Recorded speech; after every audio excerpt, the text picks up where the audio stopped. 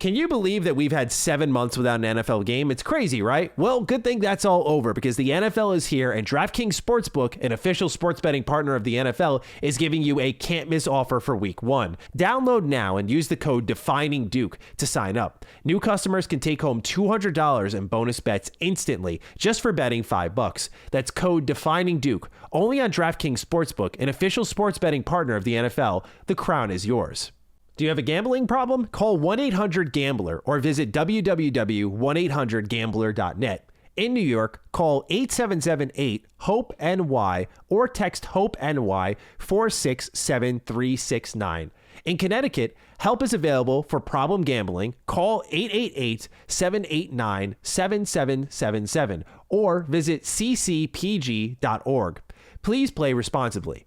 On behalf of Boot Hill Casino and Resort KS, 21 plus age varies by jurisdiction. Void in Ontario. See dkng.co/football for eligibility, terms, and responsible gaming resources. Bonus bets expire 7 days after insurance. Eligibility and deposit restrictions apply. Defining Duke, an Xbox podcast, is brought to you by BetterHelp. If you're thinking about trying to start therapy, give BetterHelp a try. It's entirely online, designed to be convenient, flexible, and suited to your schedule. You just fill out a brief questionnaire to get matched with a licensed therapist and switch therapists anytime for no additional charge. So get a break from your thoughts with BetterHelp. Visit betterhelp.com/Duke today to get 10% off your first month. That's BetterHelp, HELP.com/Duke. Defining Duke, an Xbox podcast, is brought to you by, well, you. If you want to learn how to support the show, go to patreon.com/laststandmedia.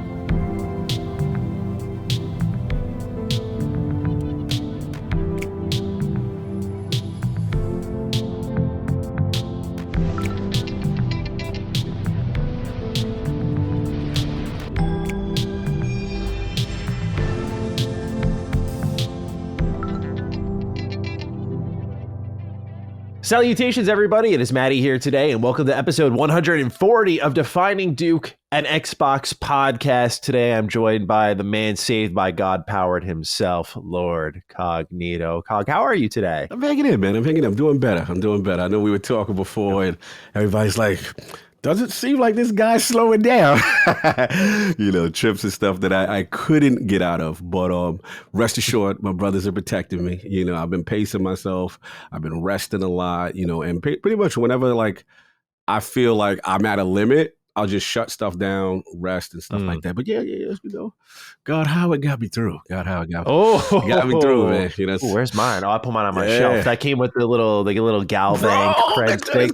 So nice, right? The credits, though. Yes. Yeah, bro. That was such a nice surprise. Yeah. Hey, yo, let me just throw on this watch here. Oh, you know what I'm saying? Because I need to know what time it is, what's going on.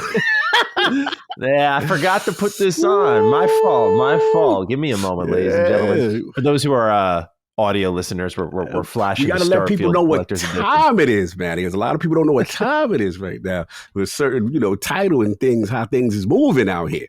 Yeah, we'll talk a lot about Starfield this week. Like we mentioned last week with our review conversation with Gene Park, we said that was a conversation sort of in a bubble before any sort of discourse occurred, and boy, has the discourse happened now. And so we're going to talk a lot about that. We're going to talk more about the game in spoiler-free fashion because I'm close to 90 hours, man, and I got to say, I am loving on the game now. It's the gift that keeps on giving is how I look at it now. And if I were to go really hard, I was talking about this with someone the other day, I kind of view it, and people are going to think this is extreme, but I'll explain when I get my review out. I'm kind of starting to view it as like Bethesda's New Vegas moment. I really am kind of feeling that way, which I know is strong, but I just view like the current discourse.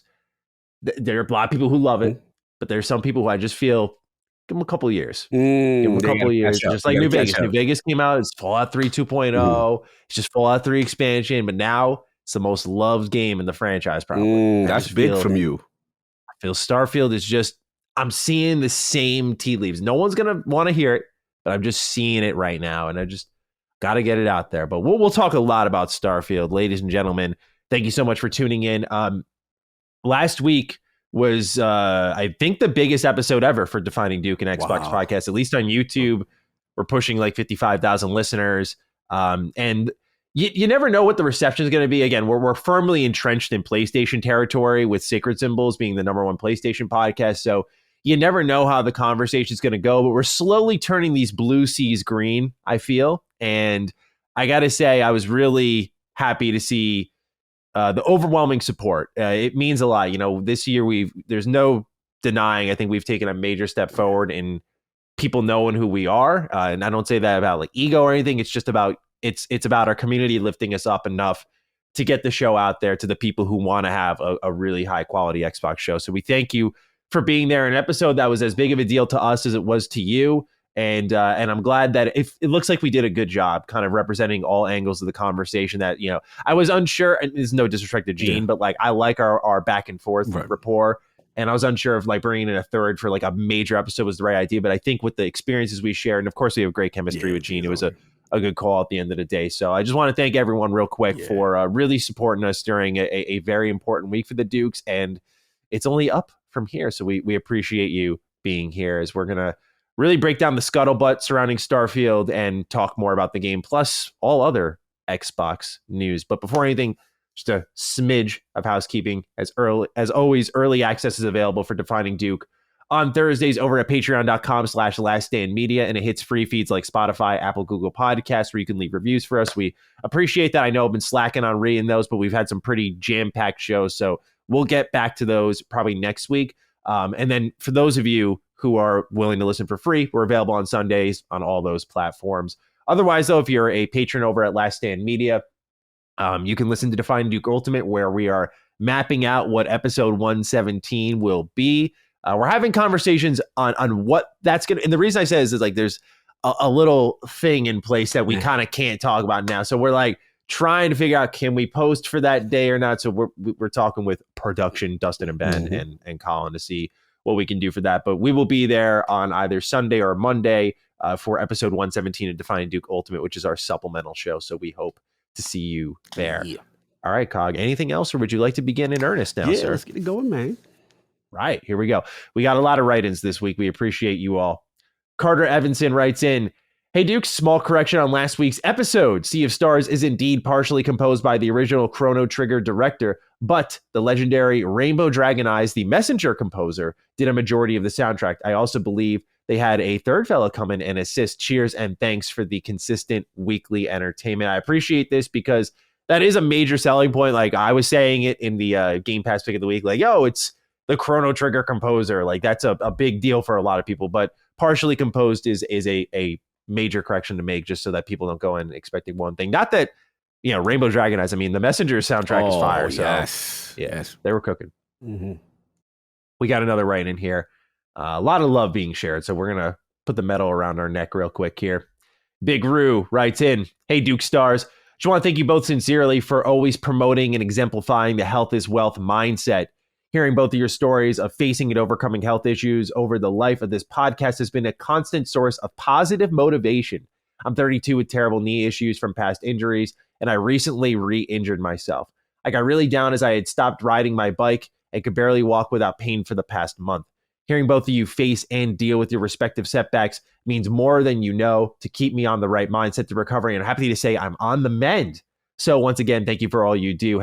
Still don't have an Xbox, but I'm rolling with the Dukes kind of day. Thank you, Big Roo. I appreciate that a lot. This is what I love about our community, man. This is what I love about it. Just that we are able to connect with them beyond the games, right? I think it's so important that while we're here, we do something that's kind of meaningful beyond the stuff that we're really passionate about. And so I'm happy that Big Roo is finding motivation in our stories. Because I wonder sometimes, I'm like, do people want to hear this stuff? Like, hey guys, the MRI sucked, but it's worthwhile. Just seeing these write-ins makes it worthwhile that, when we go through this stuff, we can pass it on and let people know you'll get through it. And certainly I can relate. When I hurt my back, I re-injured my back like twice since I hurt in the gym last July. And it's frustrating because you just feel old and your brain is in a place of, I want to go hard, but your body's in a place of like, I want to go 25%, please stop. And it's really tough to manage. So I hear you, Big Roo, and I'm glad to hear you're on the mend. Salute to Big Roo. And this is big for me too, because this week was a big milestone. Actually, I followed one of my specialists, pulmonologist, and what it is, post my situation, I have to see how certain things are doing, any residual effects. And, she was like impressed with me. She was just like, look, you was able to go to the gym for the first time. She's like, that's great. Like, she's like, all that is very helpful and stuff like that. So monitoring your progress after any type of setbacks is always good. And yeah, man, a lot of people hit me up all the time. Like, you'd be surprised, like, because of what we talk about here on Defining Duke, like, people go, yo, y'all so honest about it. Like, it basically stokes a flame. Like, yo, we got to get on it. And these are things that are important that they are also suffering with. So yeah, this is good stuff, man. Salute to the realm of the Dukes on this. Absolutely. And more love here from Devin McCarty.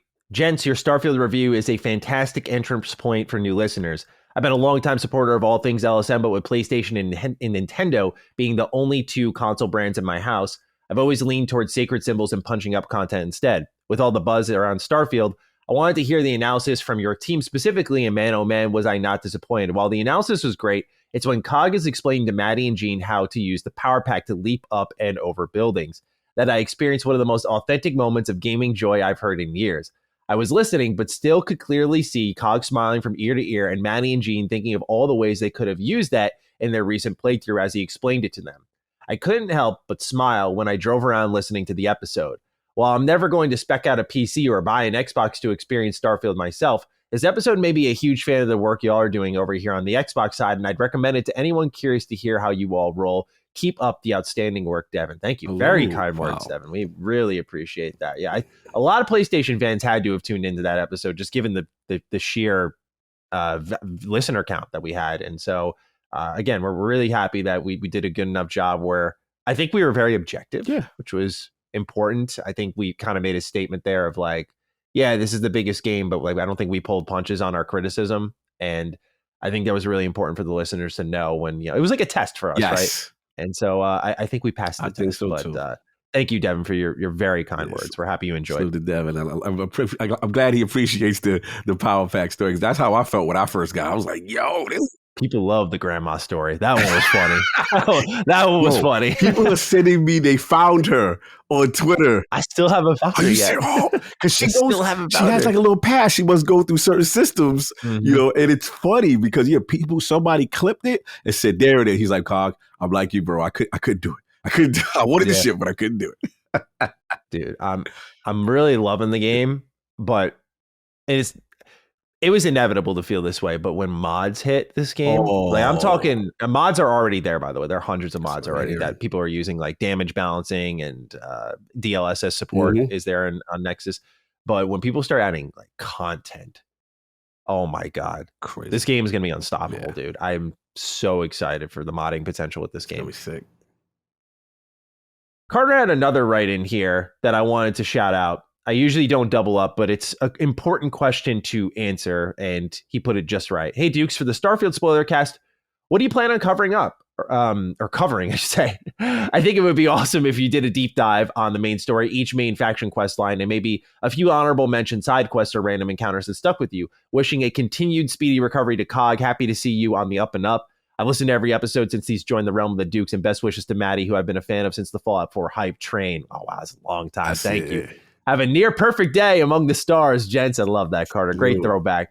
So I wanted to answer this because we were getting a lot of write-ins about it. What I want to do is I actually want to take a page out of Colin's playbook and do a 2-part spoiler cast. So what I want to do is one for the main story, because I think it's that fucking good that it deserves its own conversation. It really is. Again, I'm going to say it multiple times this show. Go play it. Go play it. Run through it. I know some people are saying don't. I disagree heavily. Run through that goddamn story. It is so good, and I think it adds meat to everything else around the game. It really does. It'll even change your perspective on the game, I think, because that's what happened to me. And then I want to do a part 2 spoiler cast, really locking in on faction storylines, locking in on side quests, the extra stuff. So the goal is to make it people are comfortable to listen to one part or the other, instead of, I played the main story, but I wanted to maybe get to this faction quest line. So I'm going to skip out on this. We want to make it where it's like digestible. So I wanted to do it into 2 parts, which I know is kind of milking it a bit, but I think it's just fair because of the size of this game. I've been playing as much as I can. There's still so much I don't know. Like it wasn't a big spoiler, but someone accidentally did ruin something for me just through sheer conversation, because it's just such a big game. There's so much you can miss. And so I wanted to make sure I was courteous in that sense and tried to make at least 2 pipelines. So if people want to indulge and get everything spoiled for them, they can. But it'll be split up into 2 parts. So that's the plan, Carter. It's the plan, everyone who wrote in, and we appreciate the excitement for that. As for timing, how much time we giving them? I feel like we could do 2 things. Okay. The YouTuber in me says, all right, we're already pushing it. Like on my channel, I want to do something this month. Mm-hmm. But the YouTuber in me is like probably November. Okay. But to be realistic with things like the holiday prep. Holiday prep is always rigorous here at Last Stand. And I see a good opportunity for us to kind of have great DDUs prepped while we're away that are exciting for the audience, that don't feel kind of like, shoe-ins or whatever.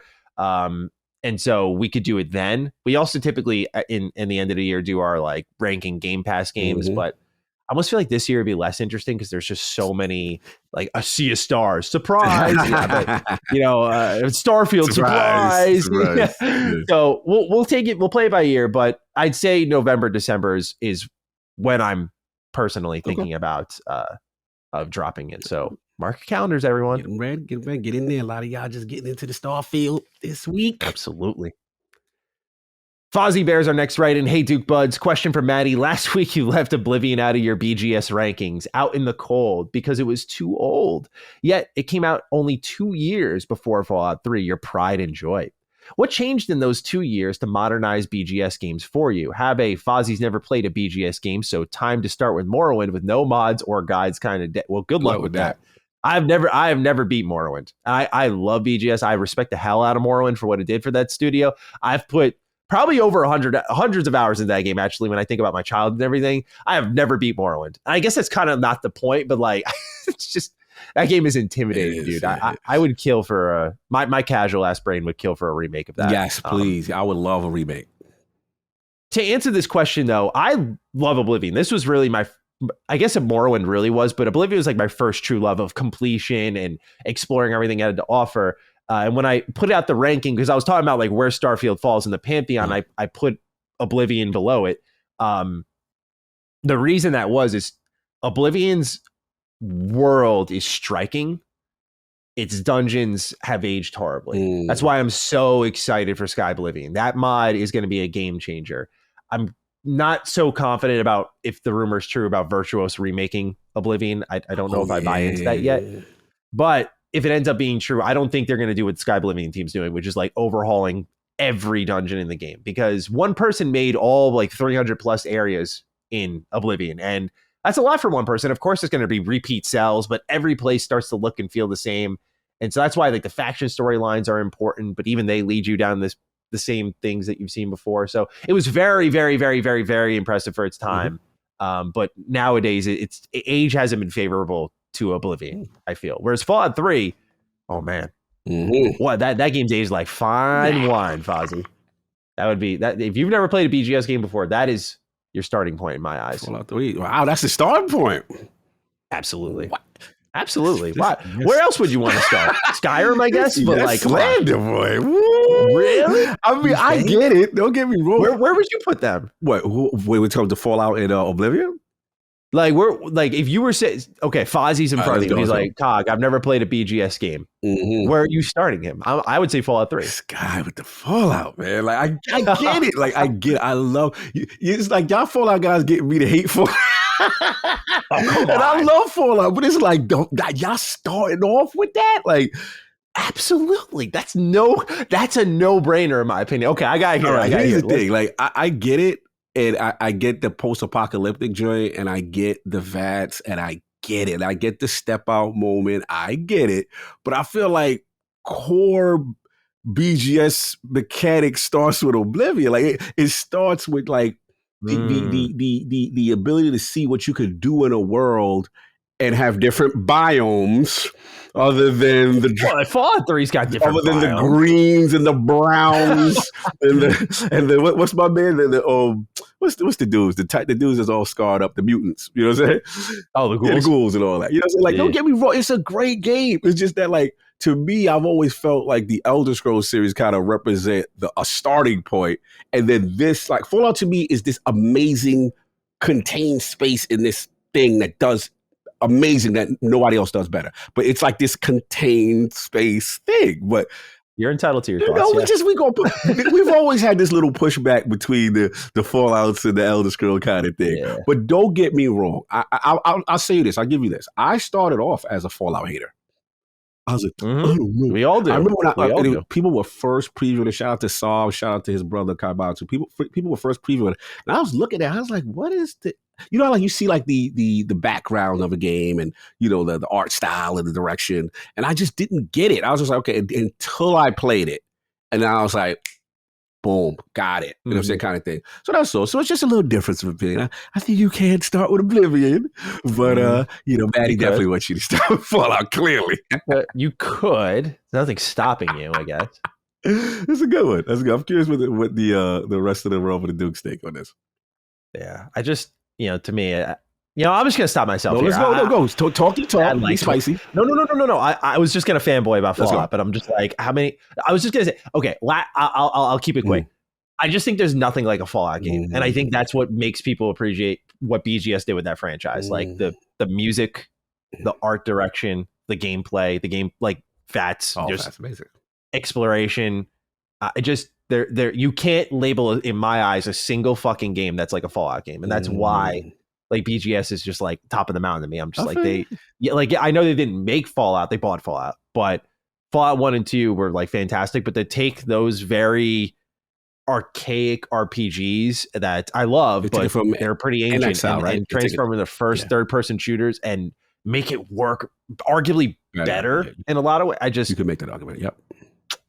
Todd Howard's best work right there. And my fanboy for is just something about, you know, the world, you know, you got Cyrodiil, you got Tamriel, and then going, to me, the iconic moments of interacting with every object, you know, seeing the justice system for the first time, seeing all the different factions for the first time. And it was just this medley of systems that had consequence. And that's why I think it'll always hold a special place for me with Oblivion, because that, to me, that represents the start. I mean, no disrespect to Morrowind, but Morrowind was, you know, it was super intimidating.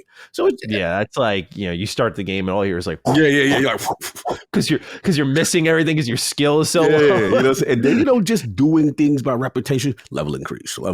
So again, it's just my love, because I guess your first is Fallout and my first is really Oblivion. No, my first was Oblivion. Really?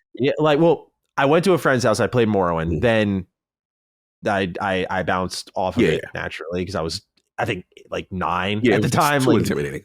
Yeah, I don't know how he owned the game or why he did, but like there was still like this fascination with it. So I ended up buying it because I recognized it, I think, at GameStop, and I played it a lot. So that was technically my first. But like then when I got my 360 in 2009, I was a late adopter of the 360 because I was playing like Kingdom Hearts 2 until like 2009. But that was like I bought like Resident Evil 5, I bought Call of Duty World at War, and I think something else. And then Mass Effect 1, that's what it was. And, Mass Effect 1 was the big takeaway there. But then I stumbled into Oblivion, and like that was the game that hooked me. So, okay. I look at it this way. I think if you're looking for the best Bethesda game studio starting point, I think it's Fallout 3. If you're looking for the best Bethesda game studios, like the history, right? Then you go to Oblivion, right? You see where it all began, but then you can go to where it was all innovated upon. Savage. That's come on. That's not even. I'm not even shitting on it. I literally think that's the truth. I like that it hooked you though. I like that was the game. Oblivion was the game. Oh, 100%. As long as you play the reference, I'm good now.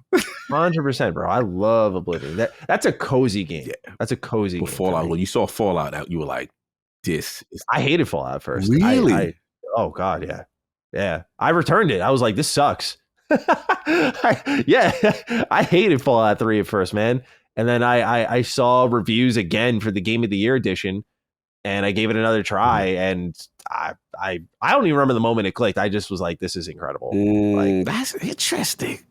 Yeah. I think it was the trophy hunting. I really think it was. I think getting all the trophies in Fallout 3. I mean, I did that in 2015, but like I loved trophy hunting. I don't like it as much as I used to, but like back then, like Fallout 3 was a fun game to collect trophies for. Where it clicked for me, I didn't like it at first. obviously VATS is a big thing, but where it clicked for me was the what you call that ragtime kind of music, that that vibe, and then obviously Pit Boy and all that, the foolish that it would just make me laugh. Let's just see the perks and the stuff like that. So that's what it really. Like the you can do it energy juxtaposed by like complete atomic destruction. And these music, that's what I'm saying. It's nothing like it. It is very unique and special for sure. Yeah, it's special. There you go. I like that. Let's talk a bit about Todd Howard. He had a couple of interesting quotes. One I missed from last week that I wanted to highlight, but let's talk about an internal email that was shared by Windows Central Gaming from Todd Howard, where he praised Xbox. He said at the end of the email, quote, "And of course, there is Phil Spencer. His support of every game and every player has been unwavering and fierce. Joining Xbox brought us closer to so many we had worked with for over 20 years. I cannot imagine a better place to create games where the diversity of studios, creators, and games are allowed to flourish. This support came from the entire Xbox leadership team in all areas of publishing and dev support," end quote. So this was sent out internally on the eve of Starfield's like early access release, something like that.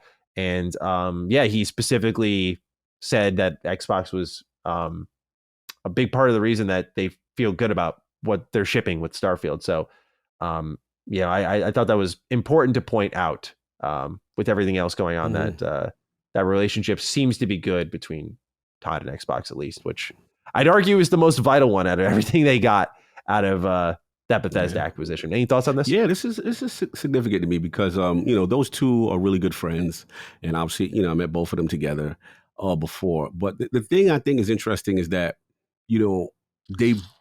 they both need, it's an organic relationship that they both needed each other at the right time, because Xbox needed to establish itself with kind of like a genre defining or a big moment for the platform. And clearly, as we're going to talk about later, this was one of those moments. And then, for Bethesda and Todd, obviously coming off of 76, obviously coming off a bunch of misfires and missteps with multi-service integration and co-op integration, and kind of going away from save player one, which they were kind of known for. Remember that? Right? Yeah. Weirdest ad campaign when they were doing the exact opposite. You know what I'm saying? They were literally doing the opposite. Fucking lied about it. Bro, they was trying to survive, bro. It was check to check energy. It was real out back then. Mm-hmm. So to see them, kind of both need each other at the right time, come together at the right time, and for Todd to kind of say these things, because it's clear that they were provided an environment to succeed. You know what I'm saying? And this is a really cool thing. It's a cool thing to see the reverence that he has for Xbox, and the fact that they were able to create games and flourish in this type of environment. So hopefully that continues to bode well for the rest of ZeniMax as the integration continues. Agreed. Todd Howard also shared an interesting statement with GQ. This was during a preview they posted with 8 hours of the game ahead of the release. And he said Indiana Jones is midway through development. And it's a very minor update. But again, I find Machine Games to be the greatest anomaly over at Bethesda right now. There was the expectation of, as I've said before, Wolfenstein 3, right? But then you see the Indiana Jones announcement, and then you see they worked on an expansion pack for the Quake 2 re-release, and you just start to wonder, like, what is going on over there? Like, have they been just functioning as a support studio for a while as they found their way? Like, how long has Indiana Jones been really in development for? But midway through suggests that, maybe 2-3 years from now, we see it, which would be nice. Yeah. So hopefully we see something from them before that. But just wanted to give an update on Indiana Jones. Any thoughts on this, Cog? I'm with you. I'm like, they're so talented, Machine Games. Just so good. It's not that I'm hating on Indiana Jones. It's just that I also want to see other things they can do, because we know about that Wolfenstein. We know what that do. Black BJ. You know what I'm saying? We got to. Yeah. So don't get me wrong. They're going to do a fantastic job, but it's just like I miss them and I want to see them outside. You know what I mean? With stuff we know. Yeah. The shooting in Starfield reminds me a lot of how Wolfenstein controls. And I say that as a compliment. Like, I love how Wolfenstein feels. It's very arcadey, but also very bulky and heavy. You could tell their hand was involved in that one. I remember originally the rumor was id Tech, but that was not the case. Can you believe that we've had 7 months without an NFL game? It's crazy, right? Well, good thing that's all over because the NFL is here and DraftKings Sportsbook, an official sports betting partner of the NFL, is giving you a can't-miss offer for Week 1. This week, new customers can get $200 in bonus bets instantly when you bet just $5 on any NFL game. DraftKings is hooking everyone up with game day greatness. All customers can take advantage of 2 new offers every single game day this September. Personally, I gotta be honest, I'm excited to use DraftKings because I got a lot of love for the Buffalo Bills because my dad, big fan. And so, you know what, I might toss a little bet their way this year. Download now and use the code DEFININGDuke to sign up. New customers can take home $200 in bonus bets instantly just for betting $5. That's code DEFININGDuke only on DraftKings Sportsbook, an official sports betting partner of the NFL. The crown is yours. Do you have a gambling problem? Call 1-800-GAMBLER or visit www.1800gambler.net. In New York, call 877-8-HOPE-NY or text HOPE-NY 467-369. In Connecticut, help is available for problem gambling. Call 888-789-7777 or visit ccpg.org. Please play responsibly. On behalf of Boot Hill Casino and Resort KS, 21 plus age varies by jurisdiction. Void in Ontario. See dkng.co/football for eligibility, terms, and responsible gaming resources. Bonus bets expire 7 days after insurance. Eligibility and deposit restrictions apply. Defining Duke, an Xbox podcast, is brought to you by BetterHelp. I've been a busy bee lately, and because of that, I've been neglecting a little bit of my self-care. We're all about health is wealth here on Defining Duke, but with how into my work I've been, I just haven't taken time to focus on me for a moment and do even the bare essentials to take care of myself. And my thoughts get racing, and I just sometimes need to talk them through, and that's why therapy gives you a place to do that so you can get out of your negative thought cycles and find some mental or even emotional peace. I've been to therapy for a while now. I stopped for a little bit. I've gone back, and it's just something I think every human needs, just to talk out those feelings you're going through. And if you're thinking about trying to start therapy, give BetterHelp a try. It's entirely online, designed to be convenient, flexible, and suited to your schedule. You just fill out a brief questionnaire to get matched with a licensed therapist and switch therapists anytime for no additional charge. So get a break from your thoughts with BetterHelp. Visit betterhelp.com/Duke today to get 10% off your first month. That's BetterHelp, HELP.com/Duke. All right, time to embarrass myself with some of these pronunciations. I'm going to try my best, y'all, but this is for the Forza bros out there. All right, 20 tracks for Forza Motorsport have been revealed, and they are the following. Now, Cog, if you feel even an inkling in your chest like I have butchered something, please step on Trust in. me, I ain't gonna do that much better. These are some rough ones. This second one scares the hell out of me, but I was like, I got to do this for the Forza bros. All right, we got Circuit de Barcelona, Catalunya. Circuit de Spa, Francorchamps. I think. All right. Sounds kind of French. That kind of French, though. Eagle Rock Speedway, Grand Oak Raceway, Hakone Circuit, Homestead Miami Speedway, Indianapolis Motor Speedway, Kyalami Grand Prix Circuit, Laguna Seca Raceway, Le Mans Circuit International de la Sarthe. God bless you. So there's the Forza guys right now. They're like, oh my God, this dude. Look, I'm doing this for you all, okay? Lime Rock Park, Maple Valley, Mid-Ohio Sports Car Course, Mugello Circuit, Nürburgring. Oh, man, this is a tough one. This looks like an iconic one I should know. Nürburgring GP. Road America. This reminds me of when I was listening to old episode before I was part of LSM of Sacred Symbols, and I think Colin or Chris said Stone Cold Steve 316, and I was like pulling out my hair because I was like, how'd you get that wrong, guys? And they're like all the write-ins next week, and so I feel like someone's gonna from the Forza squad is gonna hit me with this. Road America, Silverstone Circuit, Suzuka Circuit, Virginia International Raceway, and Watkins Glen International Speedway. These are the 20 tracks that'll be there at launch for Forza Motorsport, and not much longer now. It's looking like the last first-party game out of Xbox this year. We'll talk about what else, a certain first-party studio might produce this year. But Cog, any thoughts on these tracks? Are you ready to hit the road? There's some iconic tracks, There's some a lot of anticipation behind this and Turn 10 and what they're doing, and just gotta see what's gonna happen. But hopefully the Forza bros are happy that they get the tracks. I can't speak to, whether or not like, hey, this is missing, or hey, they really went all out on the tracks this year. That I got to speak to the hardcore and see how they're feeling about the actual track listing. I agree. Our expertise is not on the racing genre. Be like, oh yeah, they did it. They got all it. Yeah. So someone marked out when they heard Hakone Circuit. They're like, oh, let's go. Oh, so there's some people popping off. Yep, there's some people. I could tell that some names I do. Laguna Second and all that stuff, I do know. So in Indianapolis, that's like iconic. I some of them I know. Of course it is. Yeah, but it's just like there's a couple of them I'm like, how guys get like, yo, this was, I can't believe they didn't put in da. Dude, Forza communities. I mean, it's obviously huge. We talked about the numbers before, but like if you go to like, it's not just like I view Sea of Thieves as like a big community that's vibrant that we just don't see a lot of love on the internet. But like if you go to like YouTube and you just search for the full on Forza content creators, it's crazy, man. Like it is a whole on thing. It's a whole thing. You're absolutely right. I was doing research on one time and I was blown away by just the sheer volume of them, and like, yo, they're doing well. Like like they're doing well as content creators. Yeah, Horizon's like my Starfield for a lot of creators. It's crazy. Let's talk a bit more about Bethesda here. This one's pretty wild.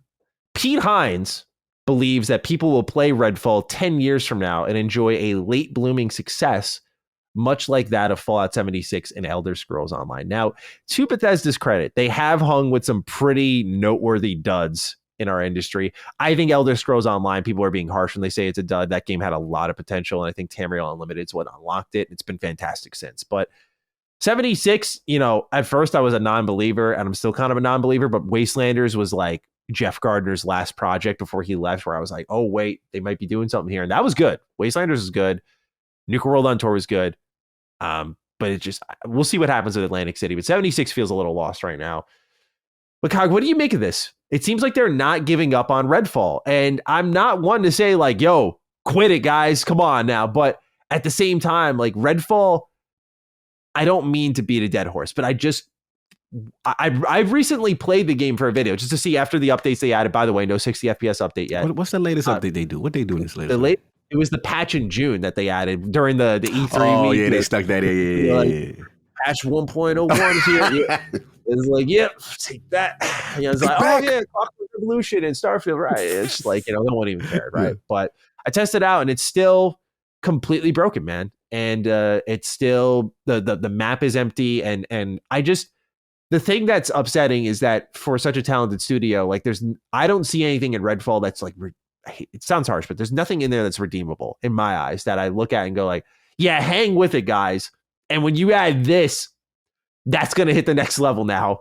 It's even 76. I kind of like, oh, if you like stabilize the server, there was a long list, but it's Fallout. So I was like, you know what? If we knock all these down, we might get something here. And they kind of did over time. Where now 76 is something like I could say to someone like, you might actually like it, give it a try, which I never would have. So I give Bethesda credit for hanging with these games, and maybe they proved me wrong, Redfall, but what do you feel about this comment here? Like, is he trying to avoid throwing Arcane Austin under the bus, or do you think there may be something within Redfall that in 5 years, 10 years time, people might actually come back to it and say like, all right, like, let's see. Oh, this is great now. I mean, this surprised the hell out of me reading this, to be honest with you.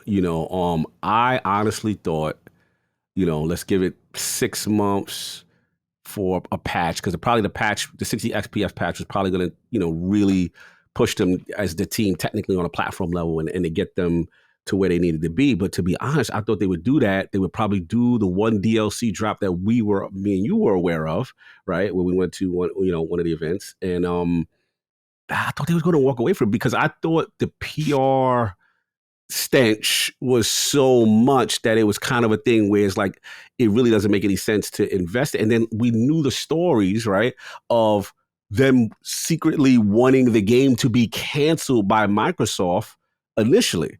So clearly, if Pete's coming out saying this, something has changed. So in turn, I have to read that like they want a redemption story, that they have now talked to, maybe Harvey and the team and say, hey, what were the things you needed, or, kind of stuff now that, Microsoft's involved. So on one hand, okay, yes, on one hand, it's good that they're not letting it completely go to pasture. but there's a part of me that's like the PR stench was so bad on. Like if we look at Xbox in the year of 2023 as the year that I said this is the comeback year, right? Hi-Fi Rush, Minecraft Legends, Age of Empires, Starfield's Outstanding. Redfall is that vivid reminder of how low things got, because it was that and the CMA block at the same time. Bam, bam. Everybody's Xbox dead, Xbox whatever, fire this one. And then, King does hold the line and the whole thing changes, right? But it was post Redfall, right? So I guess I shouldn't be upset that they're sticking with it. I'm just surprised. I'm really surprised. And I guess another question is, clearly they must have more DLC content or more, live service content to push forward. Then that would assume if you're talking 10 years, you're talking about a complete revamp, because the way it is as it currently is, Maddie, and the way you said that AI, bro, you could sit in front of that AI, they don't even know what's going on. Sometimes you could literally put a chair up, park it right in front of them. They a lot of times don't do anything. So then this seems like a system, a full restart, like internal restart with it. So I don't know. Yeah, that's the thing. Like, barring a complete overhaul, which makes it an almost entirely different game to play, I don't think Redfall is something you can save. Now, if they do overhaul it, you know what? Maybe, because it'll be a totally different game. But it's like, is that worth the effort? I mean, Pete Hines said in the quote, he was like, Game Pass is forever. So like, there are going to be people 10 years down the line who play this game. And I like the mindset, because that's good to hear. Like, okay, like I like that things matter to you so long term that you're not going to just let it become like digital shelfware and then eventually delist it. Like, that's good. I totally, there's nothing wrong with it. I just, like many people, I'm after Redfall, it's like, just move on to the next thing. Like, we know this ain't your wheelhouse for Arcane. Like, what the rumor is right now, they're working on like a single player game based off job listings. Like, throw all your resources at that, like everything you got, because the fact that there was talk after, and we're talking about Microsoft, right? There was talk about Arcane Austin, like, are you guys going to shut them down? And they're like, we don't plan to. It's like, dude. Yeah. So you're telling me they're pretty much on like last strike right now? That's crazy. So I'm very surprised. I'm glad they want them to succeed on both fronts, but I really think you got to just do all you can to ensure that their next game is, give it the Starfield treatment. Truly, like, make it the premium offering. Make it the, like, what do you need? Anything you need. You got to make it up to Harvey. He doesn't. Yeah, I'm sorry. Like, he is way too valuable of it. Like, he's up there with Todd Howard, in my opinion. He may not be as like much stardom, but like, that is a dude who can make a fucking good game. Like, he can lead a good game.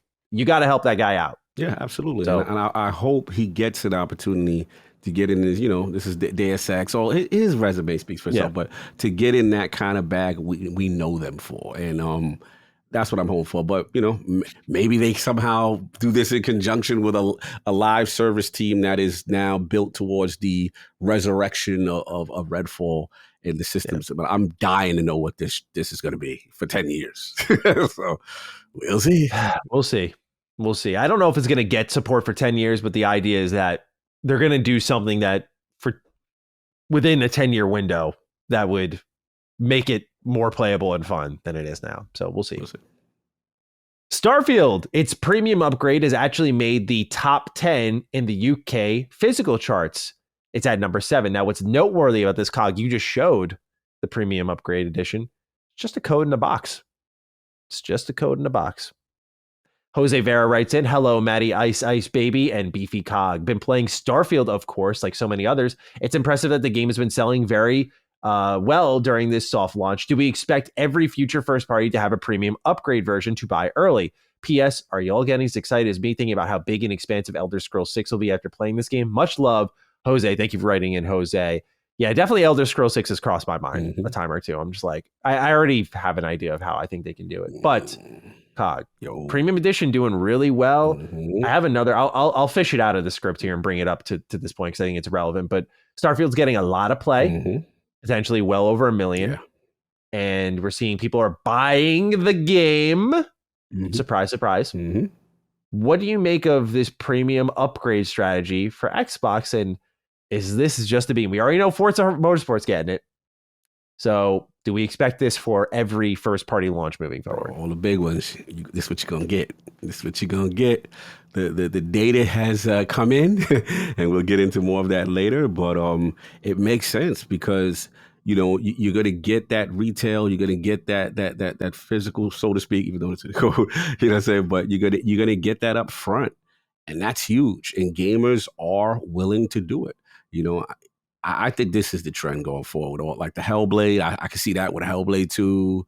I can see it with a lot of the big first party games. Now that they've got the cadence and the big titles, I can see this as a precursor to, it's just in Game Pass, but this is how they're going to get this other income on top of it. And this is the new trend right now. I see we talked about this for the longest, since Horizon. Like, this is the new trend right now, for sure.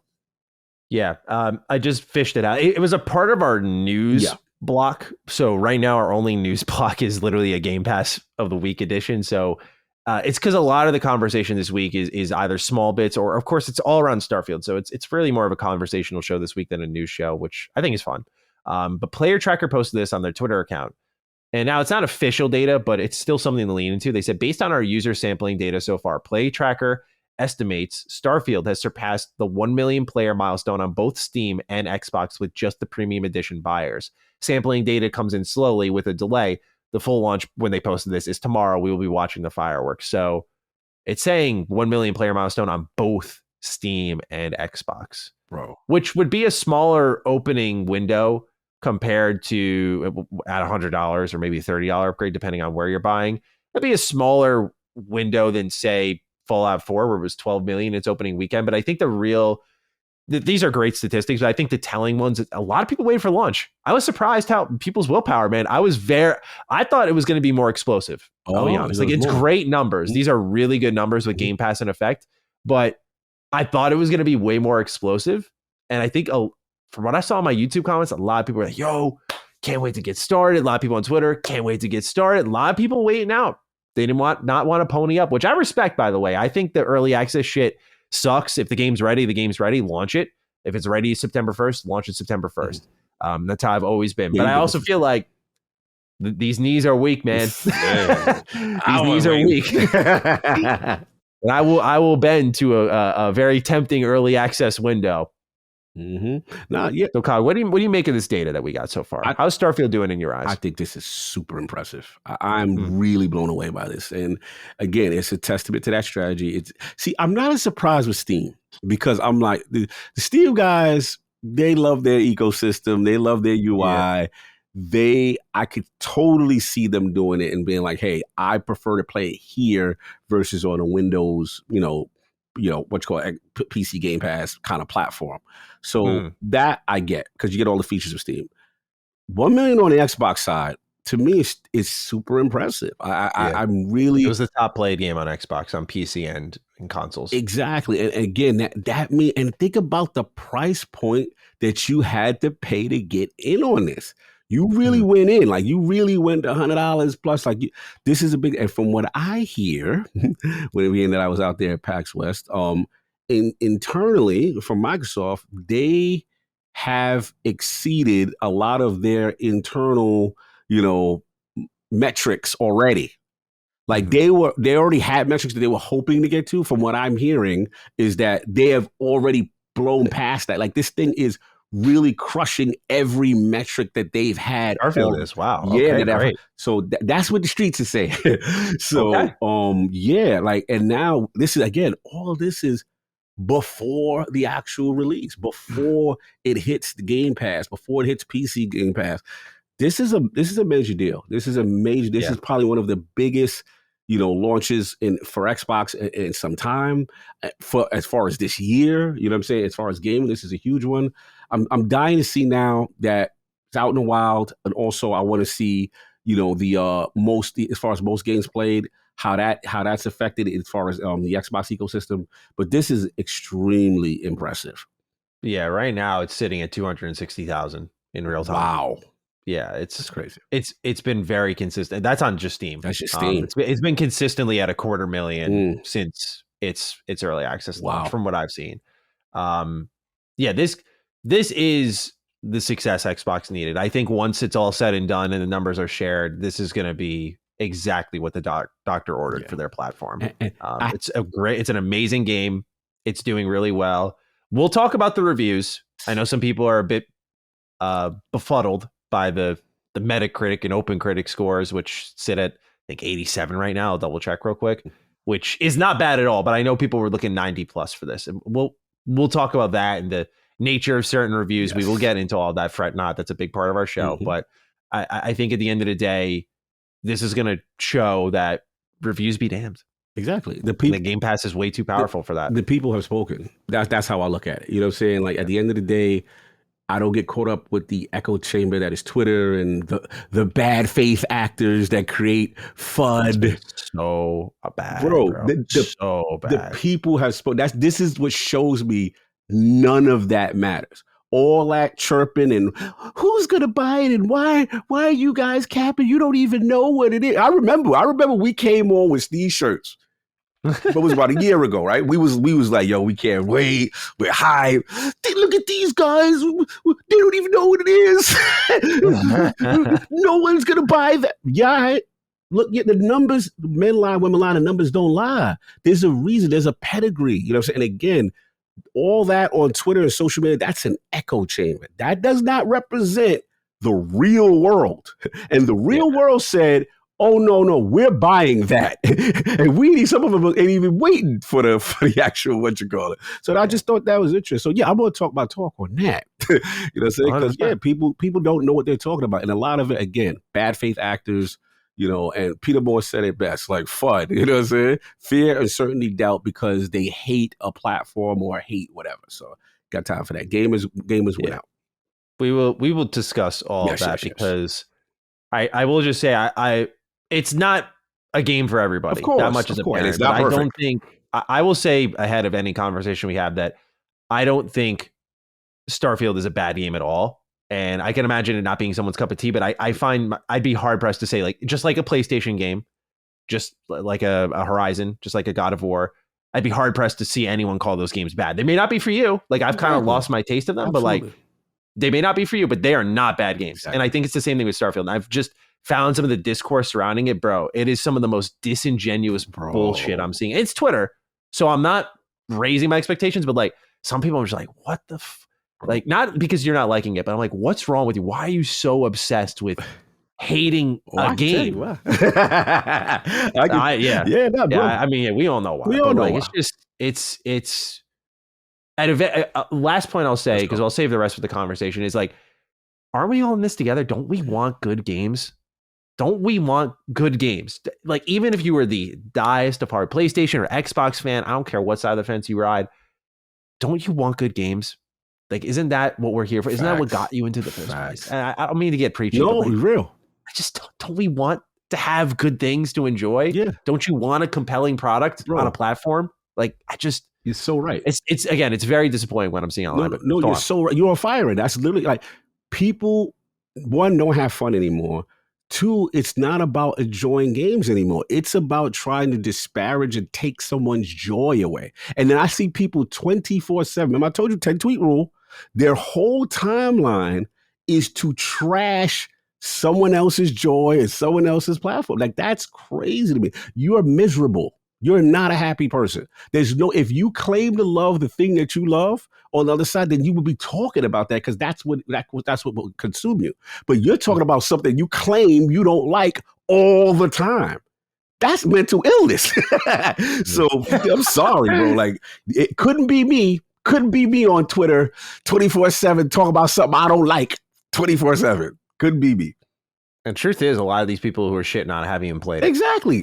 Don't even look, I couldn't say shit because I was under NDA, but I was watching people post clips that were like just random dudes. I'm like, you don't have the fucking game, dude. Like, I was like, come on. Again, I don't care if no one dislikes it. I really don't. And it's not for everyone. Not every game's for everyone. I think Starfield's one of the hardest BGS games to get into, truthfully. I really do. But it's not bad. It's not a bad video game. But that'll get clipped. Yeah, that'll get clipped. Anyway, let's move on. We got more Xbox news here. We got a lot to go through. And we'll talk extensively about Starfield. Let's get it. Clearly, the passion's there. We got a lot to get off. Replaced has been delayed until 2024. Sad Cat Studios, indeed very sad this time around, has shared a letter with their fans explaining why. Quote, "Here at Sad Cat, we would like to address the release date shift of Replaced. First of all, we have to admit game development is hard. It's also rewarding in its own right, but it's mostly just hard. We would like to pay our respects to every team who delivers their project, no matter how big or small it is. It's a tremendous achievement," which I thought was actually kind of cool that they did this. You don't usually see this in a delay note. After Replaced initial announcement in 2021 and its follow-up trailer in 2022, we had this incredible high bar of community expectations. And at this point, we knew that we can't afford to release a subpar game. We truly want Replaced to be something special and memorable for everybody. This is our first game and we want to make every aspect of it the best it can be. We want to stress the fact that we do understand the game's scope and we're very aware of traps of overpromising and underdelivering. As of today, development is progressing at a steady pace. The majority of systems are functional now, and we are in a super intense asset production phase, which is currently our main bottleneck. Our quality bar is incredibly high.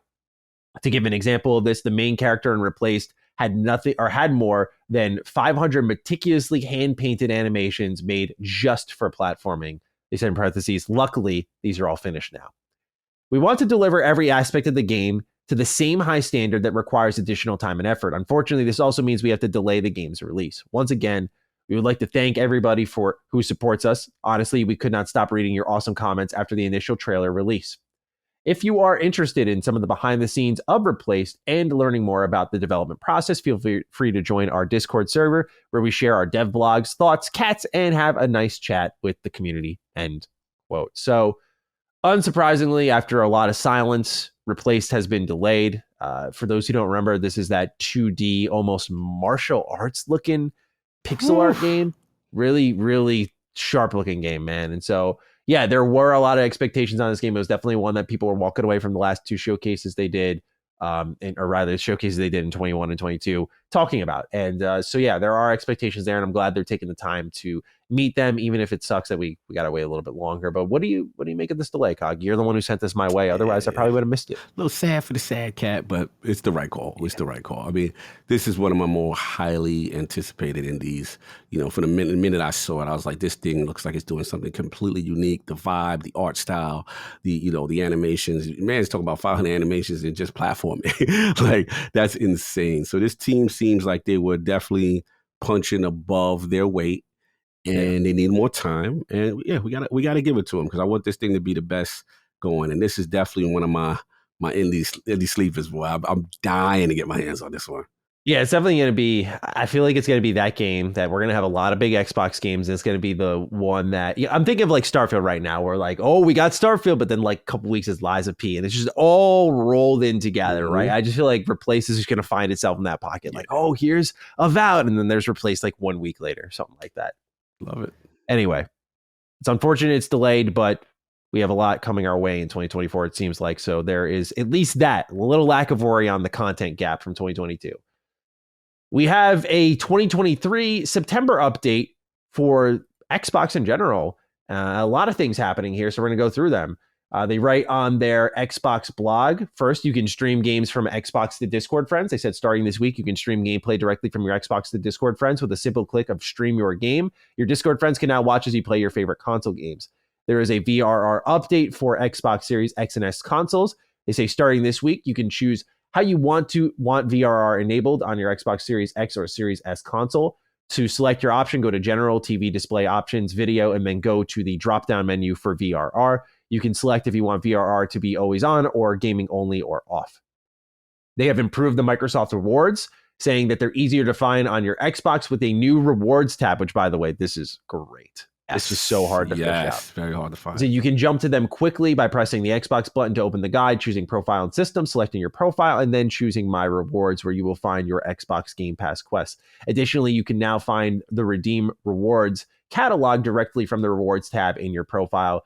Check it out, open the guide, and go to Profile, System, Your Profile, My Rewards. You can ask to join your friend's gaming session. If you want to check out if there's room in your friend's gaming session before joining the party, you can now go over to your friend's profile and select Ask to Join Game option. Your friend will receive a notification of your request to join, and they can respond back to you with a game invite, a party invite, or a message. Don't be that person that uses that. Why Nah. Oh, that's If you ain't in the party, you're not getting the game invite. That's too nosy. They can't. Look, there were I remember in middle school, there were dudes who were like joining your game. It's like, if you ain't in the Xbox party, you should not be in the lobby with us right now. That's just how it goes, man. Come on, let's be. I'm sorry, I sound like a bully right now, but let's be real. That's how it went back then. If you were not in the Xbox Live party and we were playing Call of Duty and you joined the lobby, you were probably getting the boot. That's how it went. If you asked to join, that you weren't invited in the first place. Don't be that dude. You should have got the message that you wasn't in here for the beginning. So yeah, exactly. Okay. You didn't get the party invite. You're not getting the game invite. It doesn't go that way. Because who wants to sit there quietly in game chat by themselves while everyone's in the party chat? It just feels wrong. No, I agree with you on game chat versus party chat ethics. I agree. But there would be sometimes where it'd be the homie, it'd be that one friend that sometimes is a little annoying and like everybody's like cut off with the crew and there's 6 or 7 people they love to play with. And then that one person who may be annoying sees that there's an open spot and tries to hit you. So I get that this going to cause some funny issues because some people ain't going to want to let that dude in. Yeah. You know how that goes. There's always that one person that everybody had an issue with. Fuck, John just requested to join my game. We know those talks with him like, yo, he on right now. And then it becomes how bad do you need what has to happen? Like how bad you need it. Do you need fourth right now? Like, all right, but we he's the only fourth we got. We need another spot. You know what I'm saying? All right, bring him in. Or we good. He joins just innocently. What's up, boys? Like all good vibes. And you're like, damn, he doesn't know we were just talking a ton of shit. That's so true. That is so true. Xbox Live party chat foolishness. That is so true.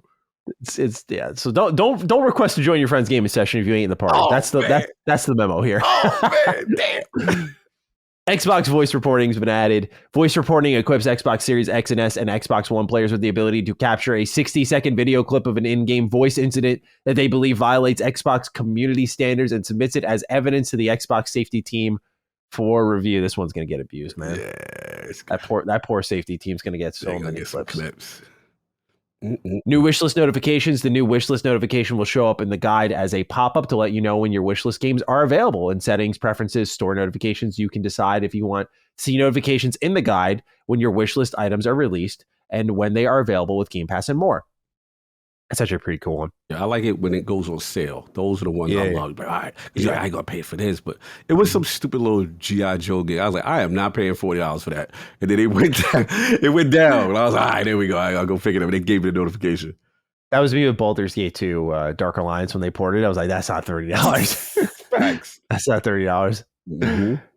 You can easily pair accessories to Xbox. I said you can now easily pair them without having to move from your couch. To push your Xbox console pair button. To get started, open the Xbox Accessories app and use the new Connect device option. That's a great one. I like that. Stay firmly planted on that couch, y'all. Mm-hmm. Last one, Xbox for PC improvements. We've just updated the Xbox app on PC with new features, faster performance, and celebrations for upcoming games. There are also improvements to game detail, page load times, so you can get the install button even faster. In addition to new fonts, button styles, and animations across the app. If you open it now, you'll actually see it's very Starfield themed. Yes. Which is awesome. Mm-hmm. So I like that touch there. That'll kind of create that ecosystem that I think they're ultimately looking for. So yeah, pretty good update there for Xbox. So a lot of nice stuff there. Shout out to the platform team doing their thing. This was really substantial. I love the Discord integration specifically, especially now that Xbox PC is more integrated. Games going back and forth. The VRR update is a big deal. Being able to take that off, and rewards, love that. Make that more visible. Get people in there. I've saved so much money. I've got $10 off of this. Buy a DLC. This is good. This is a good media update. I really impressed with this one. I agree. Now for some big news here. Saints Row developer Volition Games has been shut down by the Embracer Group effective immediately. Publisher Deep Silver has stated that the Saints Row franchise will still live on. This comes after the studio was just celebrating its 30th anniversary. So, Cog, the last game out of Volition was Saints Row last August. They did a little bit of post-launch support. It was a complete flop. Embracer just had a $2 billion deal fall through with Savvy Games Group, a Saudi-funded games group.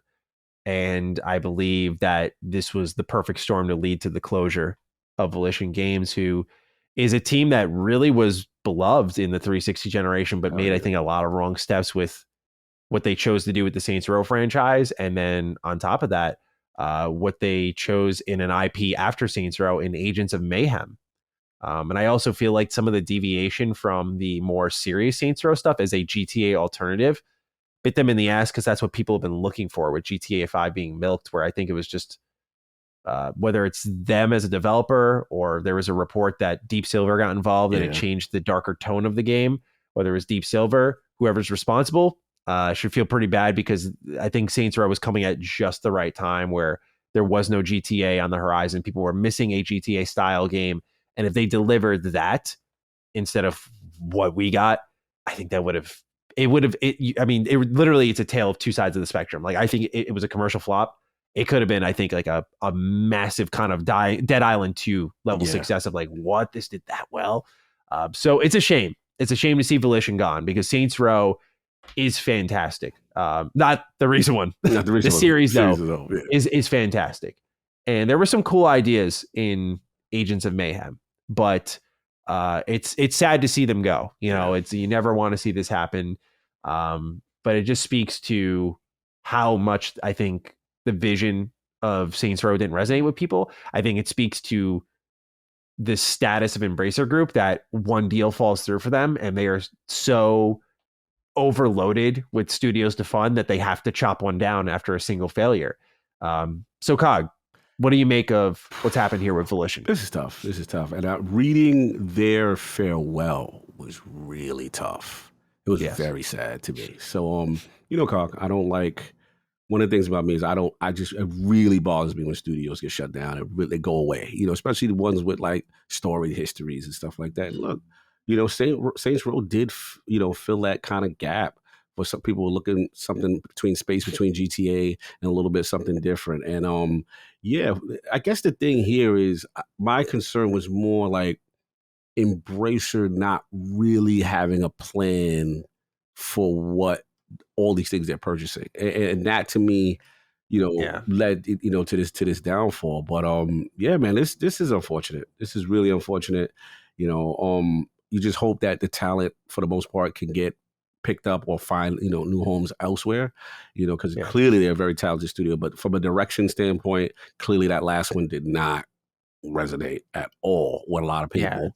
It's a problem across the industry. The type of game Saints Row was, the message it sends to the player. It just, to me, I just feel a lot of these developers are in bubbles, and this is a bubble that needed to be firmly popped. And we've seen that a lot this year with games like Forspoken, last year with Gotham Knights. Like the gameplay ideas are there, but the narrative ideas, I mean, they're fucking killing these games, man. It's why I go so hard on narrative in my reviews, because I'm like, what we're getting is unacceptable. And the player has been communicating for a long while, like, we're not supporting this.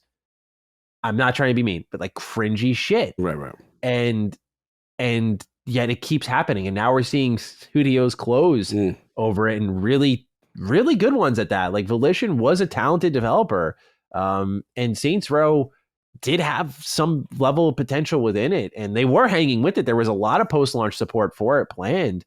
But I when we first talked about the post-launch support here on the show, I said, I don't see this getting finished at all. I didn't think they closed down, but I didn't think they'd finish the roadmap. And I guess in that sense, I was right, but it's sad nonetheless. But hopefully this is, a moment we learn in gaming history. Like this should send a clear message. Like, it's not an oopsie daisy. Like you can lose your studio over these types of bad creative calls. No, absolutely.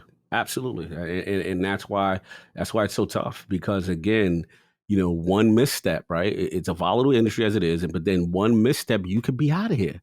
It's that quickly, you know what I'm saying? Again, that's why it's just like I've always said, I don't like studios going away. That's my thing. I'm always going to stay on that. So people give me crap for the acquisition stuff, but at the end of the day, I hate reading stories like this. I come from that, the interplay, the Acclaims, the Midways, iconic studios, you know what I mean? Like, and publishers, and they're just not here anymore. And you're just like, man, it's sad. They made a lot of the games that I love. Yeah. Well said. On to a little bit of potentially positive news. I don't know how to feel about this, Cog. TMNT Mutant Mayhem, the recent Ninja Turtles movie, is getting a spin-off video game in 2024 for PC and consoles. It takes place months after the events of the movie, and its visuals will be inspired by said film. NeoGD writes in, Dookie Boys, a TMNT Mutant Mayhem game is coming out next year. How are we feeling? The Turtles are in the spotlight once again. Thanks, and have a, I think even the cops outside Cog's Place are playing Starfield right now kind of day. That's a good one. What you feeling? I didn't expect this. I thought the next TMNT game was The Last Ronin. Now, I am really not expecting this to be like AAA level. Mm-hmm. I'm really not. Like, you know what I'm thinking of right now, Cog? I'm thinking of Game Mill Entertainment right now. I'm thinking of, you know, your Nick All-Star Brawls, your Nick Kart Racers, that Avatar game. Mm-hmm. I'm thinking Secret of the Ooze, the 2012 TMNT game. I'm thinking that kind of quality is what we're going to get here. And that scares me because those games are not good. It's just like, I feel like this is happening too fast. 2014, I'm like, this is next year. And it's a console game. I'm like, okay, yeah, I'll be there day one. I'll be there day one, provided it doesn't look horrible. I will be there day, even if it's horrible. What am I kidding? I'll check it out. You're a Ninja Turtles fan. Yeah, I gotta check it out. But this just, I haven't seen the movie yet. That's the other thing. I gotta feel out. But what makes me sad is like, I want, and I know we're getting The Last Ronin, but I don't want balance in the Force right now. I don't want, here's your lighthearted, goofy Turtles, and then you got Last Ronin where, like, I'm not saying everyone's got to be getting beheaded and whatnot, but like the reason I've sort of held off on sprinting to the theaters on Mutant Mayhem, I've heard really good things. Okay. But like, as a comic fan, I'm going to be a bit of a snob here. As a 03 fan, I'm going to be a bit of a snob here. I really am tired of like the Turtles. Like this is Turtles. Yeah, right? like exactly. I'm feeling like Cog right now a bit with like when I'm talking about Kingdom Hearts. I'm like, man, okay, I'll keep it open mind. I gotta see the movie. That might increase my hype because I don't know where it leaves off or what they could do with the story.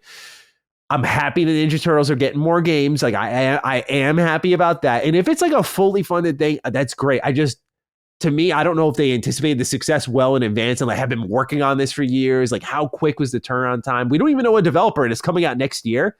That's what I'm saying. I just, God, I'm scared, man. Do you got anything for me here? How would you on this one? Because it smells like that old school movie tie-in energy. Yes. And those games tend to be horrible because they've always coincided with the movie release, and those are why superhero games used to suck back in the day. Let's keep it a buck. It was before the Spider-Man, and before a couple of little Spider-Mans that were good, but for the most part, movie tie-in games were terrible. So I'm with you.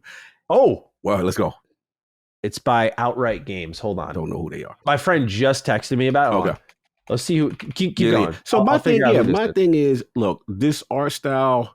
I'm looking at the movie trailer right now when we're talking. You know, it's a very unique, definitely more feel good, kid friendly kind of. Oh, the face! What they do? What they make? Oh, what the fuck is this, dude? Are you fucking for real? Oh my god! What's going on? Man. What you looking at? Oh, this is gonna suck. All right, what you looking at? All right. Outright Games. Hey, hold on. I Googled their name. Family friendly video games publisher. My nearly 30-year-old ass ain't feeling that. Now, let's read some of these games. Peppa Pig World Adventures. EC Justice League Cosmic Chaos. Gigantosaurus Dino Kart. Okay. Bratz Flaunt Your Fashion. All right. Cocomelon Play with JJ. I can't even read that one. Paw Patrol Grand Prix. Paw Patrol. Wow. Dragons Legends of the Nine Realms. PJ Masks Hero of the Night Complete Edition. My Friend Peppa Pig Complete. This is going to be a kid-ass game. Yeah, this is definitely this. I'm officially not excited. I mean, here's the thing too. Again, the trailer, it feels like that movie tie-in energy, and it feels like they're going to go for a very, simple, kid-friendly kind of thing. So you're so much nicer than me. Yeah, I don't know how I feel about this. So again, reserve judgment until it comes out. But I am not confident right now. They have to prove me wrong. Like I'm like, you know what? Y'all got it. Y'all did that. I was wrong. But right now, I'm with you, Maddie. I'm like, don't really see. super pumped and excited. It's going to be like a phenomenal. I'm going to get mad again. I'm so tired of this, man. But you get more turtle games. You get everything I love just has to go. I feel you. To the pits of fucking hell. Like, it just can't be like someone in Paramount, someone in Nickelodeon is inspired. They're like, yo, what if we got the big dog to do a TMNT game? They're like, no, give it to Outright. Give it to the Peppa Pig developer. Fuck me, man. Because it's like, why did Joy I Love got to be, sideshow developer B? I'm being selfish. I know I am. And I'm sorry, everyone. I'm sorry. I know it's tough to listen to, but I'm in my feels right now. You're catching this real-time raw reaction. I'm so upset right now. I'm with you, bro. It's like, damn, just once can I get, obviously we ain't gonna say like a Naughty Dog, but like somebody with that brand where you go, okay. Sony Santa Monica. You know what I'm saying? You go, okay. TMNT game so bad. Yeah. Like I could see them or the Rocksteady era from the Arkham games. It's the easy pick. I'm with you. I don't need to blow our show. We can move on. You just want that one, a little pedigree, just a little pedigree. That's my just one. Yes. Just one. One of these games I love. Give me a Fallout remaster. Give me a good KOTOR remake from a fucking developer I can trust. Or give me a TMNT game that's actually got funding behind it and a developer I can look at and go, all right, we got a shot here. You'd be like, yo. Maybe Last Ronin really does surprise me. Respawn picked it up. You'd be like, oh my God. Exactly. You know what I'm saying? That is kind of like a little bit of my just one. Like I've wanted Star Wars. I look at the early 2000s, right? There was an era of like Jedi Knight, Jedi Academy, Force Unleashed, KOTOR, of course, Battlefront, like all these different developers getting involved. They were all fire. I feel we just lost that. And now with like Respawn, it's like, okay, like they're doing a first person shooter. They're doing Jedi Survivor, which we'll talk about in a little bit. Like there's a little bit of hope. And Squadrons was actually pretty good. Mm-hmm. Battlefront 2 is in a better state. So we're getting there. We're getting there. All right, let's keep going. HogLeg 2 is in development. It has been claimed by My Time to Shine Hello, which is a somewhat trusted insider around our industry. This comes as no surprise, I think, given the game's major success. I hope they build it more into an RPG this time around. That was kind of as someone who was trying to get into the first HogLeg and was not crazy about it. I feel like there was a great framework there. And I think now that Hogwarts has been fully built out, you can kind of just build on top of that mechanically. And if they do that, like they may get me finally. But Cog, any thoughts on HogLeg 2? Yeah, this is a no-brainer. I mean, this thing was so massive. And what was interesting to me to see the success based on so many non-gamers picking up this game as one of their first. And that to me showed me that brand power of what's going on over there. So yeah, it only makes sense. They go in now, as far as the game, yes, do RPG a little bit more. And the foundation is there. I mean, it looked good already. So this is a no-brainer. Yeah. Beyond Good and Evil 20th Anniversary Edition has been leaked by the U.S. Ratings Board. This is I find this funny because they're probably like, fuck, man, we're not getting that sequel out for a while still. It'll be a minute. So they're gonna let's bring this one back, which is pretty exciting. I've not played the first Beyond Good and Evil, so I'm excited on this one. Any thoughts on it? Not that much. I'm not surprised though. Okay. We have another delay.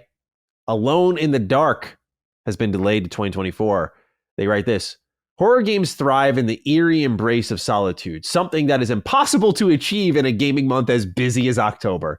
To ensure a breathtaking experience for everyone, we have made the decision to move the release of Alone in the Dark to January 16th, 2024. Dude, I love the humble nature from these developers. They're like, it's not like polished. It's not, we need more time to make it the thing we want. They're like, yeah, we want to sell the fucking game, y'all. Like, we want you to be able to buy it and play it. So I love, we saw this with Remedy. We're seeing this now with THQ and Alone in the Dark, which this game looks great. And I think an extra couple of months wouldn't hurt the game. So I'm very pleased to hear that. But Cog, another delay. Are we feeling a little better about the daunting task that is playing games in October? Yeah, got to be smart. Keep your ego out of it. You want your title to succeed in the best scenario it can, away from the proximity of monsters. Please keep your game away. They're smart. It's too crazy out here in these streets. September, October, November. It's crazy. Actually, what's funny is I think it was at PAX East. Yeah, I played this game. I thought the game looked great. And it was like they didn't want to show it. Like no coverage. We couldn't do like any direct capture or stuff like that. But from what I saw, obviously, that we couldn't film, it looked great. And there's a play on a lot of the classic Alone in the Dark as well from a narrative standpoint that OGs will remember. And I was like, hey, they may have one. So yeah, take your time, do what you got to do, give yourself the best chance for success. And, we support it. We have an update on the Vampire Masquerade Bloodlines 2. It is coming out in Q1 or Q2 of 2024 and has switched developers again. This time it is the Chinese room. Oh. The Chinese room started out as a mod team for Half-Life 2 and is best known for games like Dear Esther and Everybody's Gone to the Rapture. So, I mean, I hope this game is good because I think about Dead Island 2 being a great lesson on you can switch developers up to like I think 4 times and you can still deliver a really good game like that. Dead Island 2 is fucking awesome. So I hope this game is great because I remember they had like the original devs or the original director involved. They had a lot of good stuff shown for the game and it's been on a downward trajectory for some time.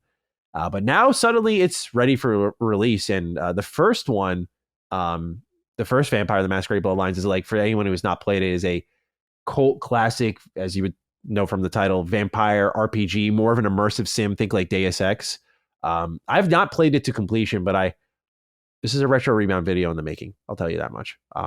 But I'm very keen on finding out the quality of this game, especially because the last vampire game they got out from the series was like that Battle Royale that PlayStation got exclusivity for, which I think they're still supporting. So there must be a player base there. But Kai, do you have anything to say on Vampire the Masquerade Bloodlines 2 coming in 2024, first half of 2024, and switching developers once more? Yeah, just the developer switch is very interesting to me because I believe they said the former creative director was fired and then the developer was Hardsuit Labs, and then they brought in now Chinese room. That is gutting. Like we've seen it with the Dead Island thing, but it's just like it's very interesting to me, like how that happens. Where it's like, okay, we're going with a whole new developer for the game, kind of thing. So yeah, again, these are those ones where I kind of wish it was a fly in the room, had that little expose on what happened and why the need for the switch. What was the conflict? That's what I'm curious about. I remember the original director was posting, I think on his Facebook. I had covered this pretty extensively, but it was a big blow up. Like it was kind of out of nowhere, rug pulled out from under him type firing. And they were making dramatic changes and wanted a different style of game. Like, I don't think it's going to be anywhere close to what we originally saw, which again, I remember when they first showed off, it was very impressive. Like a lot of the internet was talking about it because it was higher quality than anything we had seen in a while. But now it's like, who knows what we're going to get? Because I think we have a new trailer. I'll give it a look, but yeah, it's I'm naturally concerned about this one. Yeah, I think my concern is bigger than the game. It's more like the developer publisher relationship and like how things can get to that point where it's just like, okay, you're out here. Now, of course, you could have personality clashes and a creative clash or whatever, but like that's like, yo, you ain't hit the vision we want, and the developer saying, well, this is, what I mean? Like, what was that struggle? Like, I need to know those questions. That's a big deal to be like, all right, we're taking you off and putting in, team Chinese room. That's a big Visually, deal. the game looks very cool. Visually, we'll see. A lot of hand-to-hand combat, throwing dudes in the wall, very fast-paced. So could be cool. We'll see what the choice is like, though. That was the big selling point of the first game. So we'll see. All right, last little bit of news here, and then we're going to talk a lot about Starfield. Patch 7 for Star Wars Jedi Survivor arrives. Performance mode on consoles has been completely reworked to provide a solid 60 FPS. Additional performance and optimization improvements for PC have also been added, including DLSS support. RK128 writes in, hello, Jedi Master Dukes. So, Jedi Survivor is fixed on consoles nearly 5 to 6 months after launch. I just don't get the whole idea of releasing games flat out busted at launch and fixing it later. If it launched in this state, now the game would be Game of the Year talks. Now it's just a drop in the pan for most gamers, where the game's legacy is going to be that janky Star Wars game with frame rate issues. Since you both love the game a lot, how do you guys feel about this? Should they have delayed it until this fall/early 2024 where it was more polished? Here's what you think, Cog. Should it have been, quality-wise, yes. quality wise, yes, but business cog, corporate cog, You already know where I'm going. does it need to be delayed? Look, I'm always going to say team delay. I'm always going to say to get the best product. The problem is these guys got their quarterlies, man. These things, you're coming out at some point. That's what they're going to tell them. You're coming out. So what's ready? They're going to be like, well, we got this. We're still having some performance issues up until here. It's unfortunate because I agree with RK128 in a sense, because if this game came out the way it is now, post-patch, 60 frames smooth, everything smooth, it sucks that because of the technical issues that were in the reviews, this now is not even thought of as a game of the year kind of, talk, and as far as that vibe, because it was that good, man.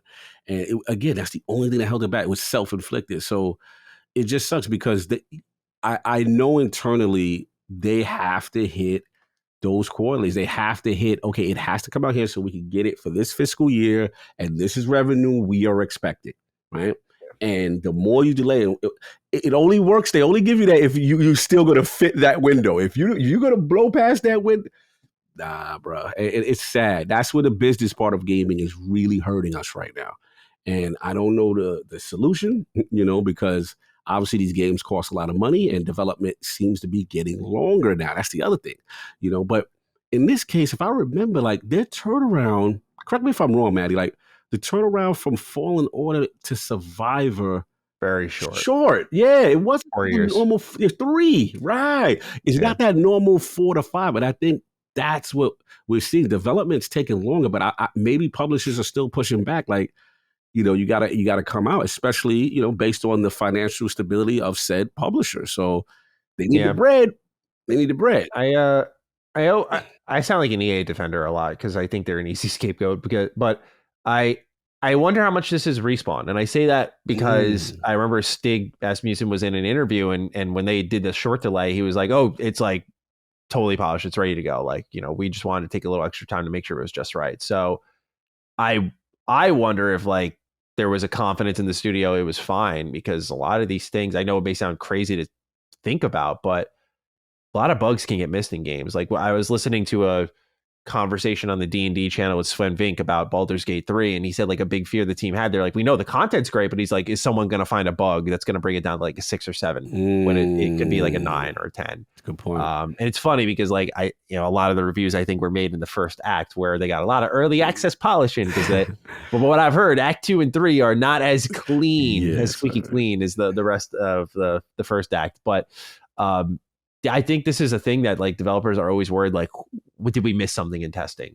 I think Jedi Survivor was much more apparent given it was frame rate. Like you see it. It's not like a quest bug, but still, it's just food for thought that I wonder if Respawn had any say in this, because I feel like given their quick turnaround time, I just don't know how giving them 6 months would have hurt anything, especially a Star Wars game in the holiday window is powerful stuff. Like I just wonder if like, did EA really need this in the first half? Who knows? But yeah, it's the EA versus. I know Respawn has a lot more pull in the building for sure, but again, Vince. Vince. Your man Vince. I do, but it's still EA. It's still EA, and overall what they're trying to produce out there.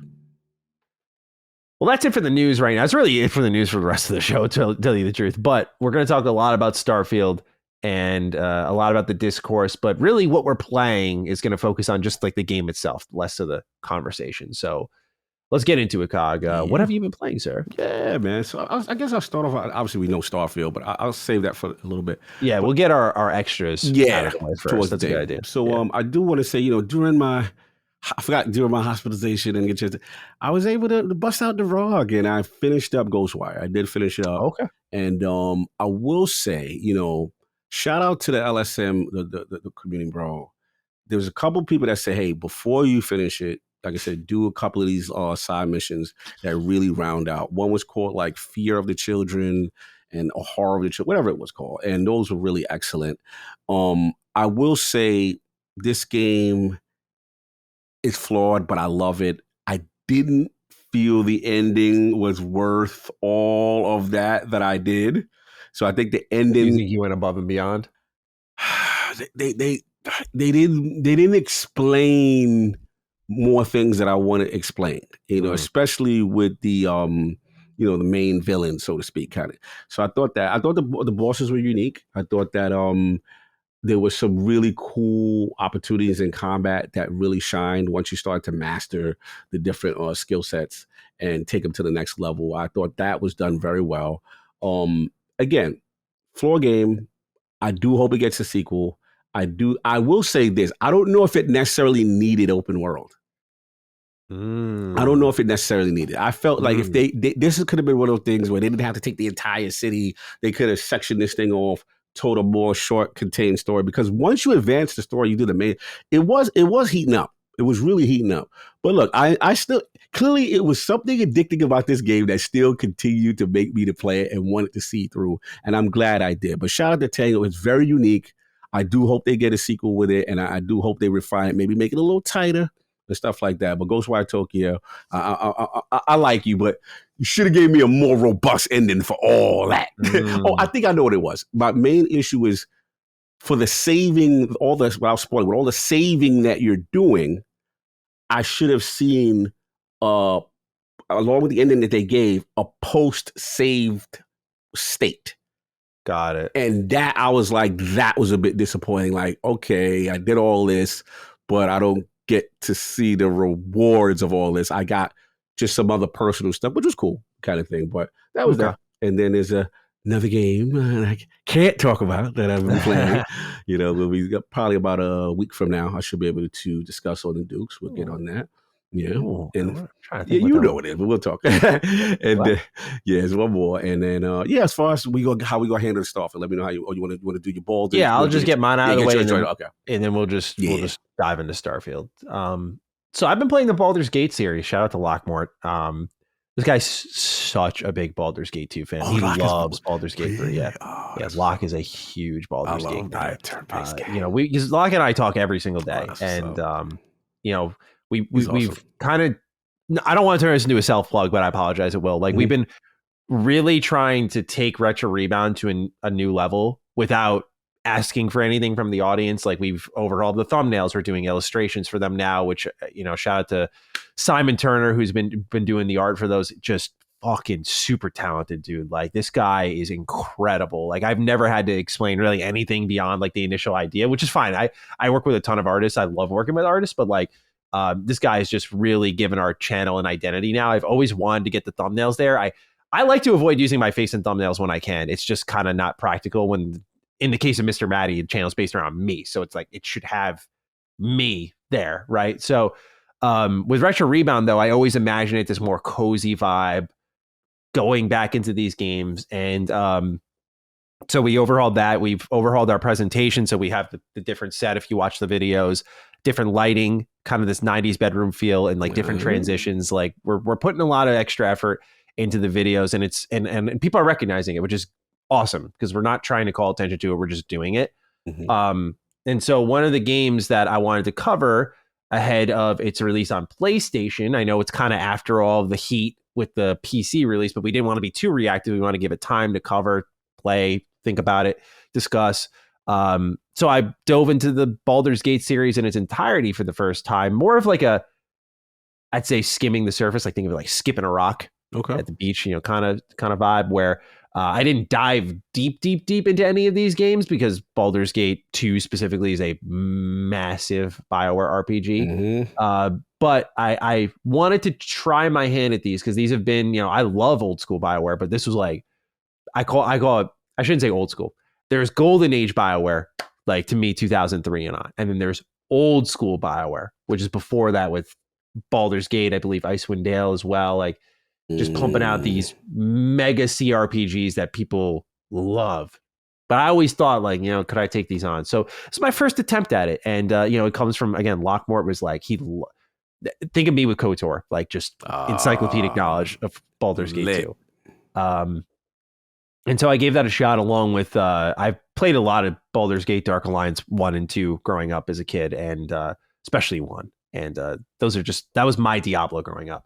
So that was like a fun trip down memory lane. But Baldur's Gate 2, man, like there are some games that I don't know if it's because we know it going in, but there's game like that game. I played a couple of hours of it. I was in the starting dungeon area, which is like this kind of cloning facility.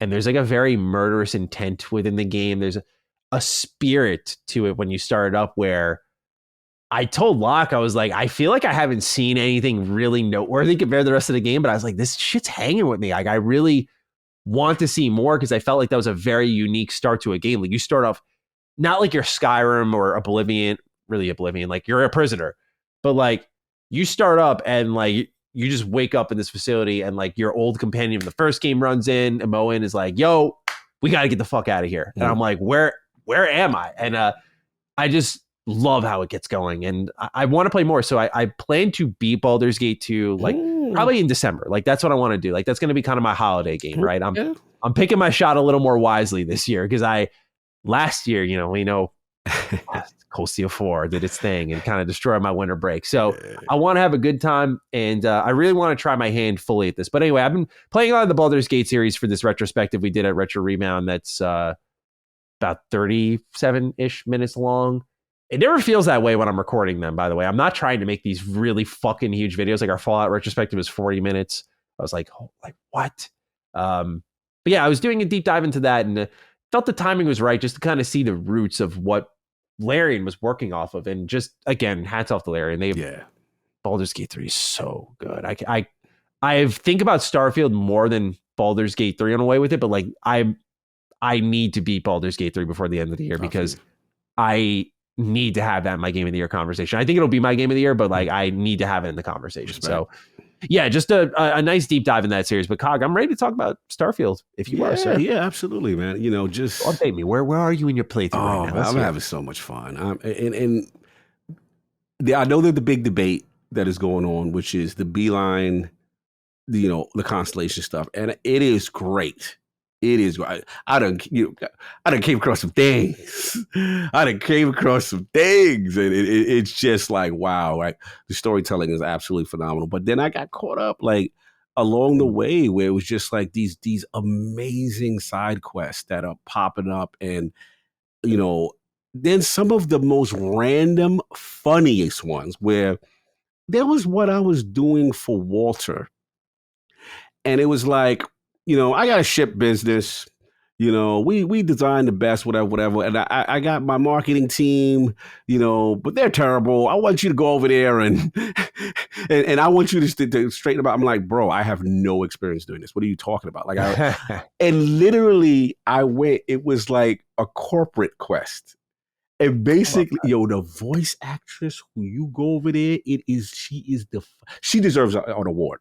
She had me laughing out loud. She was like, oh, so Walter sent you? She was like, well, being that you have no experience and clearly you're a friend of his, and I've been working on this project my entire life, but you're going to tell me how I'm going to run the ship. Bro, I was like, I hate her, but I love her. Right? So, and then we get there, and it was like a whole room of people, and they were like, yeah, please tell us with your limited experience how you would do better. The disrespect at Shroud and Eklund. Oh, no. Shroud and Eklund was going hard, bro.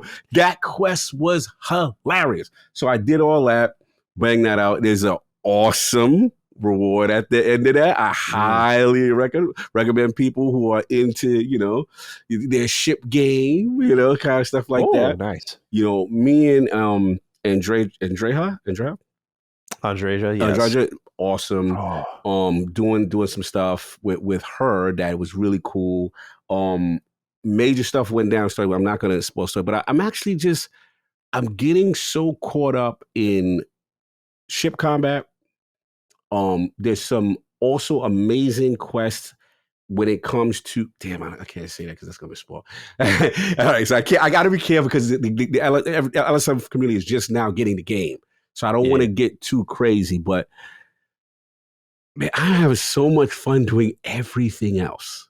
Yeah, and it's just what's starting to happen is the writing is starting to shine. Also, my weapons are really cooking right now. I really got some great weapons for suppress. I feel like I haven't hit that level yet. It's funny you mentioned that. Like I'm working on getting my weapon engineering up. I like that I'm actually into the crafting in this game. And Fallout 4, it started to feel more like a obligation. Like the game is built so much around it. Like I kind of have to do this. But with Starfield, like I was going without it for so long, and I was like, I'm just running around with like a Beowulf with a red dot, and I'm like, this could be totally suited up if I could just get those perks. So I like that I'm not at God mode in this game yet at all. Yeah, the perks are cool, but what I will say is a lot of my I'll tell you what part of the game that I am getting into that I at first hated, which was planetary exploration and scanning minerals. So I pushed my scanner out a little bit farther, and the game got a little bit more enjoyable for me. So I didn't have to be up close. I would say like 40 meters, 50 meters. I pushed the scanner out.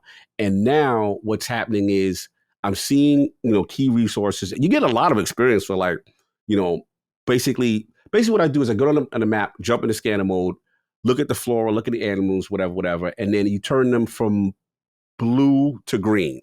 So if they're blue, that means I guess you haven't seen them yet. You scan that. And then another thing is you'll get a lot of points for quote unquote anomalies, things of that nature. And I'm starting to get into the resource portion of the game because now Kyle got his first little outpost. I got people working over there. I got Lynn over there. I got Hella over there. You know what I'm saying? So they doing their thing and they out here moving materials for me. And then I got the outpost building is actually way more simpler than I thought it was. And I'm really enjoying that aspect. And it all started because there was this one quest, which I think we talked about briefly with Gene, which is it's the equivalent of, I call it the Mass Effect Andromeda team. They came up in one of these big like colony ships. Right. It would be the equivalent of somebody parking their coach bus in front of the White House and saying, we own the White House. So they tried to take over a planet. And I'm like, bro, and they were like, well, you have to go down there and tell them that we're coming. We claimed this. We flew from another galaxy and we're going to inhabit this world. I'm like, this world is lived in by people already. You can't do that. So then I had to go down there and they were running.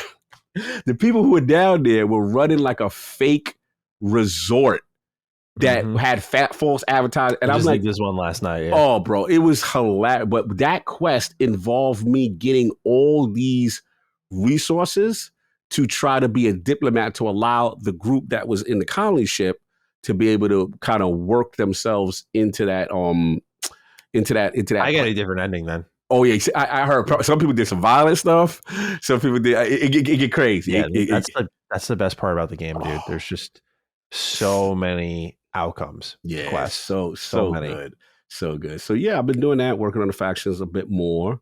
And like I said, I'm very, very close to it. And it's just that there's a part of me that I didn't want to rush because here's the thing. When you do New Game Plus, yes, you keep your skills and all of that, right? But like I worked so hard, Maddie, to get a C-class ship. And I got some banger, bro. My ship is like a luxury cruise line. It got like 4 levels. I'm still rocking like the base Frontier with a couple updates. Like, yeah, it's like a renovated Frontier. Like I've not stolen any ships and brought them back to the hangar. So quick question. So there's a part. This is not sport. Like there's there's something that you go ahead to upgrade to finish the story. Like. Yeah. Okay. Yeah. So you did that. You just upgraded. Minimum. So you just upgraded. You never even got another ship. I've upgraded enough to survive, but not like overhauled. I kind of want to buy. I want to start off by buying a good ship from like one of the. That's what I did. A lot of credits. So I will give you. There's a is it Demios? I got to check about. There's a planet that got a ship that it's a B-class ship. Bro, my piloting isn't high either. Like I got to get my piloting. I got the hustle for you. I can't get. This is what you do. I had the same problem. My piloting was not enough. Go replay the Vanguard simulator over and over again. Oh, really? Hustle. You're gonna get all the counts towards ship kills. Okay. Yes. Okay. And then you got the targeting joint where you could target the specific. Yeah. You could, and also what I would do is while you in there killing the ships regularly, make sure you finishing them in the targeting mode so you could build both of those stats at the same time. Yeah. I got the C-class. That targeting mode made it so much better because I was dying a lot in space, but then I realized like, oh, this is nice. I was like, I shoot the engines out. maybe boredom if I want. So That's my favorite thing, bro. I fucking love boarding in that game. It reminds me of Battlefront 2 when I was playing it on the PS2 as a kid, like where you'd fly your starship into like the hangar bay and land it and like actually run around inside the ship. I always thought that was so cool. I loved it. And I love the cinematic of the boarding and locking into the, I just like when you dock and lock in and stuff, it just feels cool kind of thing. But yeah, man, I am loving it. I just cannot get enough. The quest diversity, and then a lot of these rewards are really great. And there's one, there's one you got to do. I don't know when it comes up, but it's at New Atlantis, and basically this reporter chick is like, so tell us all the things you've seen, and she pays you for news stories. So everything that and there's some things I'm like, yo, I ain't telling her that one, because she's like, so wait a minute, so you said that this person got robbed, but you know what was your involvement with this? Yeah, it was a situation where I had to lie because I knew I was part of the robbery, and bro, this game, man, this is A-class writing. Like it just the voice, everything about it, the perks, the way you play. It really is. Again, is it for everyone? Is it perfect? Is it technically no, I'm not going to say all that. But from an RPG standpoint, there are no games that's doing what this game is doing. It's truly fun. But I'm curious, what have you been doing? You know, you've been new game plussing. What you been doing? I have not been new game plussing. I'm avoiding that. I haven't mapped out in my head. I want to do everything possible in my first playthrough.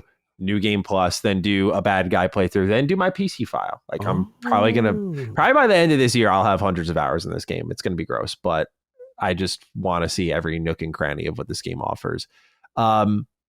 What's really elevated my love is I think I just got on a good spree of finding civilizations and lots of them. I found lots, like beyond New Atlantis, beyond Aquila City, beyond Neon. Like, yeah, dude, I was finding at least 4 or 5 other places now that like have quests in them and people of importance in them. I went to that resort that you went to, and that to me was I felt like there was a lot of potential in that location, and I didn't get it unless I missed a side quest in there, which is possible. Okay. I felt like there could have been something more fun there than the initial, like when you arrive there quest line. That one was good. I really liked that one a lot, but I felt like there was more that could be done with such a stylistically different place. But otherwise, like it started to feel more lived in, and I just really enjoyed that I was finding these places and these people and doing quests and appreciating the writing. And then I recognize how distracted I get in this game. Like there's that sense of excitement and overwhelm as you're like, oh man, like I got this to do and this to do and this to do. And like you're trying to hit everything on the way as you're traveling around. Facts. I did Andreja's loyalty mission. I romanced. I did romance. Let's go. I did romance. That's right. Say it with your chest. I can't say no to that woman, man. She's awesome. She's an awesome woman. Yeah, no, she's in all seriousness, she is a fucking awesome character. And I think she is going to play a really important role in what they do with DLC moving forward. I really, truly believe that. I can't get into why, but yeah, the loyalty mission for her was great. Nice. Multiple endings again, which is nice. Yeah, there's just lots of choice in this game, man. That's what I'm saying. Like you said it earlier, you're like, yeah, is it the most technically sound? No. Are there flaws? Like, you can only mark 4 landing points on a planet. I shrug my shoulders at that. I'm not trying to defend Bethesda here. I find that in the department of nitpicks personally, but I get it. Some people are more into the landing on planets and exploring and building than I would be, so I shrug my shoulders at it. But when I look at some of the criticism that has been laid upon this game, I feel like there's not an acknowledgement of what it is trying to be rather than what people want it to be. And again, to list out like another criticism, like the space exploration, I find it very underwhelming, but it's trying to be a choice driven RPG, and it's a very amazing choice driven RPG. Like whether it's how I approach it weapon wise, the level design is improved. The shooting is improved. The dialogue, I mean, God, dude, you look at Fallout 4 and they practically embarrassed themselves in hindsight. Like, I look at that writing and I'm just like, I was totally fine with Fallout 4, but I'm like playing Starfield, I'm like, this is fucking amazing. Like, just especially the faction quest lines, the main story. Like, this game is just crammed with compelling stuff. And I think it helps that I'm very much into the theme of the game, the idea of what's out there in space. Yeah. And I mean, that's what the main story goes after in higher detail. And I love the team's vision on what they view as out there. I feel like in a lot of ways, the game, as I do more quests, feels like a cautionary tale of where humanity's heading. And Bethesda's just, with Fallout and leading into this, I just feel like they've been really good at blending the real with the fantasy. Yes. And making their worlds feel, or in this case, universes feel believable.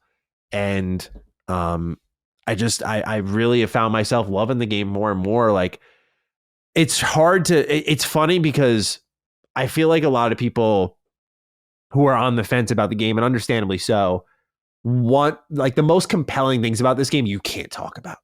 Yes. You can't. We can't talk like about that.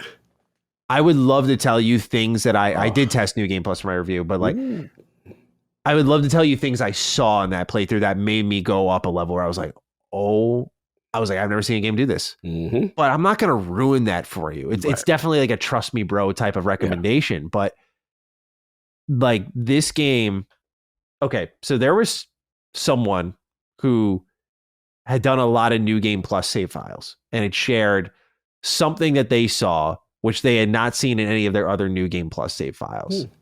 And I'm not talking about just like an alternate ending to a quest. I don't want to get into detail otherwise, but the idea is that this game, the reason I'm saying it's going to be appreciated over time is it's stupidly replayable. Yes. Stupidly. Yes. It's really replayable in its outcome scenarios. I do have gripes with the skill checks being flavor text, but I mean, it's just a gift that keeps giving. Like, I once you complete that story and you keep going, you realize, like, to me, like, my biggest gripe of the game beyond the exploration is like this opening 5 hours or so. I'm just like, what are we doing, Bethesda? What's going on here? But you kind of recognize in that New Game Plus and so on and so forth that it's actually like a slow, steady upward crescendo, and that's like a very eventually distant part of the beginning of your journey, and starts to matter less and less and less and less as you go deeper into the roots of the game. And again, it's something that we'll kind of pull the lid on with a spoiler cast, but I'm really impressed because I've seen some people say like Starfield's done nothing to really shake up the RPG genre. That is so fucking untrue in my eyes. Not because I love the game. But if that New Game Plus, show me a game that's doing what they're doing. Show me, because they're not. This game does change the game, in my opinion. Not just scale. It's the reality is, to see what they have done, you have to go deep. And it's something that no one wants to hear. And everyone takes it. The amount of projection in the community right now is disgusting, bro. Because I said I wasn't a fan of the opening hours and it was hot and cold in 20. People are like, oh, it takes 70 to get good because I had 70 in my impressions. I'm like, no, it's a great game throughout. It's just got some pitfalls. And then as you get into the meat of it, you will see what I mean, how it's just something that you fall in love with, where in a total of what's looking like for me, like a 300-hour adventure, if I'm sitting here going, yeah, hours 1 through 5 kind of sucked, that's going to fade. And it is already fading in my 90th. This is not to dismiss a legitimate criticism, but I just feel that this game is far more special than at times I think it's being given credit for. It's not just like some people are like, oh, it's a Bethesda RPG. If you like Bethesda role-playing games, you'll like this. And there's truth to that in its gameplay style and how it handles, how the conversations flow. But I just think it's, as someone who adores their previous games, like, I think it's so much more. Like, the ship combat's fucking rad. The ship building is insane. It's a game that the fact that I've put 90 hours in, and I can sit here and go like, yo, like, I've barely seen shipbuilding. Like, I've barely seen some of the shit you've talked to me about and other people have talked to me about. Like, there's so much left to do, which is daunting. It's a daunting ass game. And I think that's why the beauty of the main story is for people who are very much able to sever that connection, you can do the main story and then leave. You really can, I feel, with this game. You couldn't do that with their other games. You'd have to sit down for the hundreds of hours to see the worthwhile shit. But I just continue to really appreciate what it's doing. I walk away from every session wanting more. Yep. I had a good ass handle on my sleep schedule before this game. That's another sign. I really did like start adulting. I was getting to bed at like 12, 1. Not Maddie hours. Those are not Maddie hours. That was like a 3 a.m.er by heart. Yeah. 12, 1, and I'll be up by like 9, 10. That's like the ideal sleep schedule I've dreamed of for years. I had it. This game came in. And at first I was like, I can shut it off whenever. Not anymore, bro. Not anymore. There's always something to do. Yep. Something compelling calling my name. Something in my quest log. Some activity being added. Some place I want to explore. Something I just think of. I'm like, I want to try that. And then knowing that beyond that is a new game plus where I can do it all over again. See all the different outcomes. And then some stuff that's only put into that section of the game, which, by the way, is ballsy. Not many games. It's just an amazing game. It really is. Like at first I was like, did it meet those expectations? But as it really sits with you, you're like, yeah, like this is what Bethesda definitely needed to kind of restore some confidence. And I think this is what Xbox desperately needed. This is their kind of tentpole game they can build around. Absolutely. Yeah, no, absolutely. I'm with you on that, man. I absolutely love it. I can't stop playing. I can't stop thinking about what the next thing I'm going to do. And then, like you said, you get into that pocket of things along the way. But then sometimes you get somewhere and something so interesting happens that distracts you. And you're like, man, I got to know about this, you know what I'm saying, kind of thing. It's really, it's Bethesda RPG at the highest level. And I love it. I can't stop. Yeah, it's impressive. Like, again, the writing quality is the biggest leap for me. And there's a trade-off. You know, I do need to hammer in, like, as I'm playing, there is that lingering thought of like, what if the exploration was more continuous? Actually, Alana Pierce did something that I don't know how. I think I haven't watched the video or like looked up what she did. I just know she did, which is like flew to Pluto, which she said took 7 hours. And it turns out the space travel in this game, when you fly to that planet, it's like a PNG or something. Like you just fly through an image. So yeah, there's stuff like that. Like I think the promise of an open space exploration game was missed here. Yeah, that's fair. I really do think they didn't hit the nail on the head with that. And I don't know if they were going to. Yeah, I think that was. I don't want to excuse that. That was the promise that feels like was made. And it's something that when you're on ground, when you're in your ship, you're able to accept that it's not there, but it's in those moments like when I fly into a new star system and I see that derelict space station and I get that moment of like, oh my God, like what is that?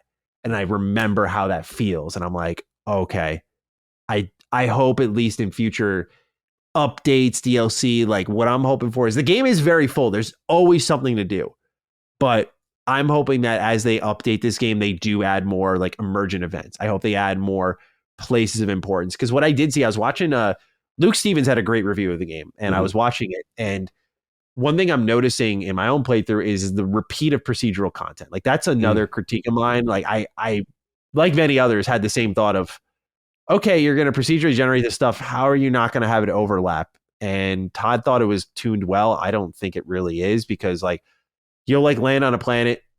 There's an abandoned robotics laboratory. You go there, same enemy placement, same note placements, even same layout of the facility. You'll go to the other side of the planet, to the other robotics facility. You land, or even on a different planet.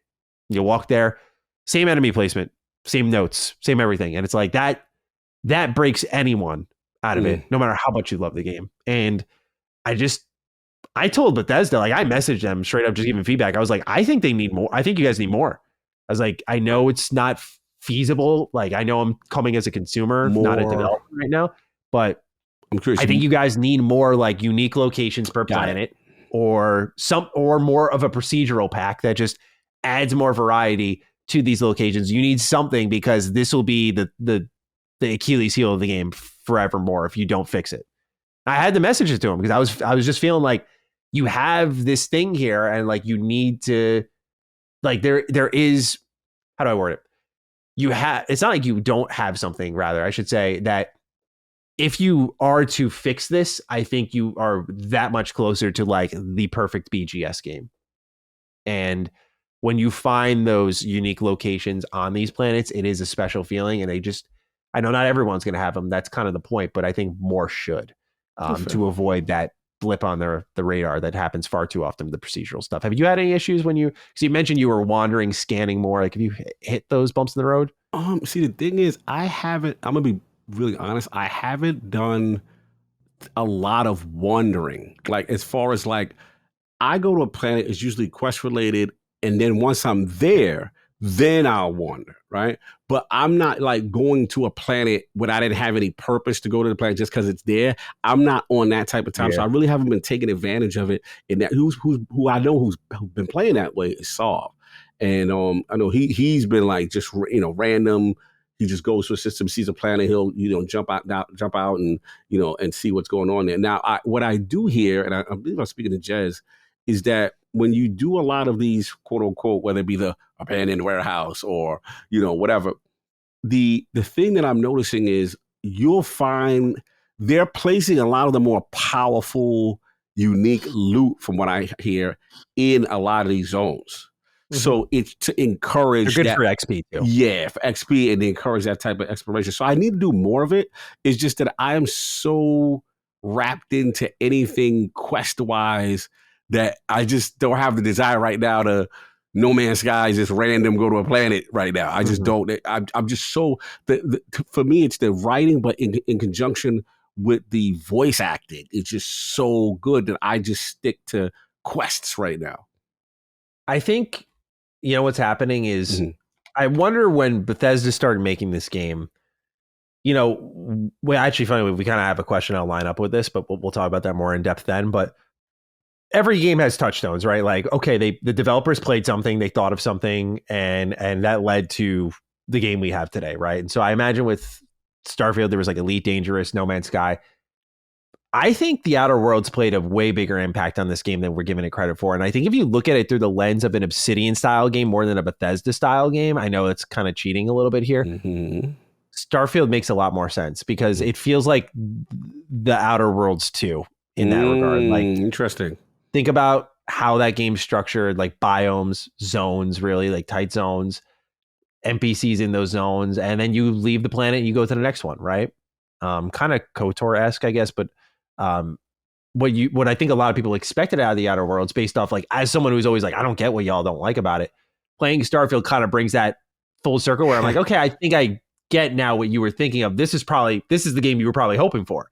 And this bigger scale, still choice focused game. I mean, even the conversation style is identical to the Outer Worlds. Yeah, with the interject and stuff. And when you get to like Neon or something, I think of the Outer Worlds, like this very corporately driven location. I feel like the inspiration is dripping from the game, truly. And so I wonder if looking through that lens helps the game at all, because again, I think just assuming what a Bethesda, and people aren't wrong for this assumption, by the way, it's not to protect the game by any means, but I think when you assume it's a Bethesda game, you think about the point A to point B, just what's that? And when you hear a new BGS game's on the way, even 76, you're like, yeah, that's going to have that, right? And so when you play a game that doesn't have it, it feels like a loss. But if you look at it as what it's trying to be, you still get it. But I don't think it excuses. There's a ton of fast traveling, ton of loading screens. Loading screens are quick. You got on Series X like that, but still a lot of them. Oh, that's a good point. All right, Cog, we have a ton of questions here, unless you have anything else you want to talk about with your experience of Starfield. Good. Okay. So we have 4 warm-up questions here, because it's really going to be the main meat of our conversation, where I think it's important that, like we did with Redfall and really all these games that have come out from Xbox, the inevitable discourse that surrounds it should be given some level of attention, because a lot of our audience was interested in it. Most of our write-ins were about either the time they've spent with Starfield or stuff like this. Mr. Scott, if you're nasty, had a long post here, but I think a really good one. Says, I apologize for the long post, but admittedly, it was a beefy episode/topic. Speaking of beefy, Lord Cognito, great to see you well again. The realm is not the same without you, sir. Agreed. Much love. Thank you. He writes, okay, so I've been reading Starfield reviews and have read up on the controversy. I think some of the outrage comes from a perception of media bias. For me, and I'm now 20-ish hours in, this game feels like a 90 to 93 Metacritic for me. So I'm not displeased with the overall meta, currently 87. However, some of these reviews seem disingenuous to me. Number 1, IGN with a 7. Their average Metacritic is 7.1, by the way. So IGN is telling consumers that it's a slightly below average video game. How? Is this clearly not an average video game if you experience playing video games? This is supposedly in the ballpark. This is the supposed ballpark Starfield finds itself in. Atlas Fallen, 7. Exoprimal, 8. Dead Island 2, 7. WWE 2K23, 8. This game does not in any way feel on par with these games. Number 2, GameSpot with another 7. Their meta average is 6.9. Other game scores by this outlet: Fort Solace, 7. Texas Chainsaw Massacre, 9. Pikmin 4, 7. Planet of Lana, 8. 3. Mara Station sitting at a cool 58. In what world is this game a 58? Recent games rated by Mara Station: Immortals of Avium, 65. Exoprimal, 65. Aliens Dark Descent, 78. And Final Fantasy 16, 90. The list goes on with some of these outlier outlets.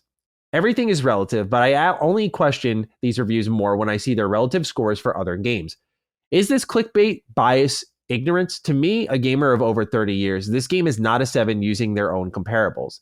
This is where I think people get angry because it fuels an anti-Xbox perception, and people don't see the same critical eye when it comes to PlayStation exclusives. Help me understand. So yeah, there was a lot of disappointment with the 7s that were handed out, particularly from IGN and GameSpot. And if you listen to their reviews instead of looking at the score, particularly I thought IGN's was actually pretty good. I thought IGN's was critical about the right things. I don't know if the score matches what was said personally, but Cog, number 1, let's start off at the top.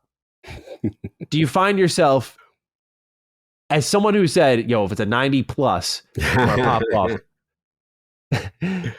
I'm a little disappointed that IGN and GameSpot sunk us a little bit where we couldn't see Messy Cog come outside because this wasn't a 90 plus. But in all honesty, in all seriousness, do you find disappointment in the 7s that Starfield had received from these major outlets?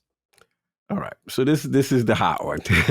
This is what everyone's talking about. This is where the streets is really raging. And I get it. Look, first off, reviews are subjective. This is one man's opinion of a game. Me personally, I don't have it in any shape or form, a 7. Not to me, you know what I'm saying? But again, that's their rating scale. That's their thing.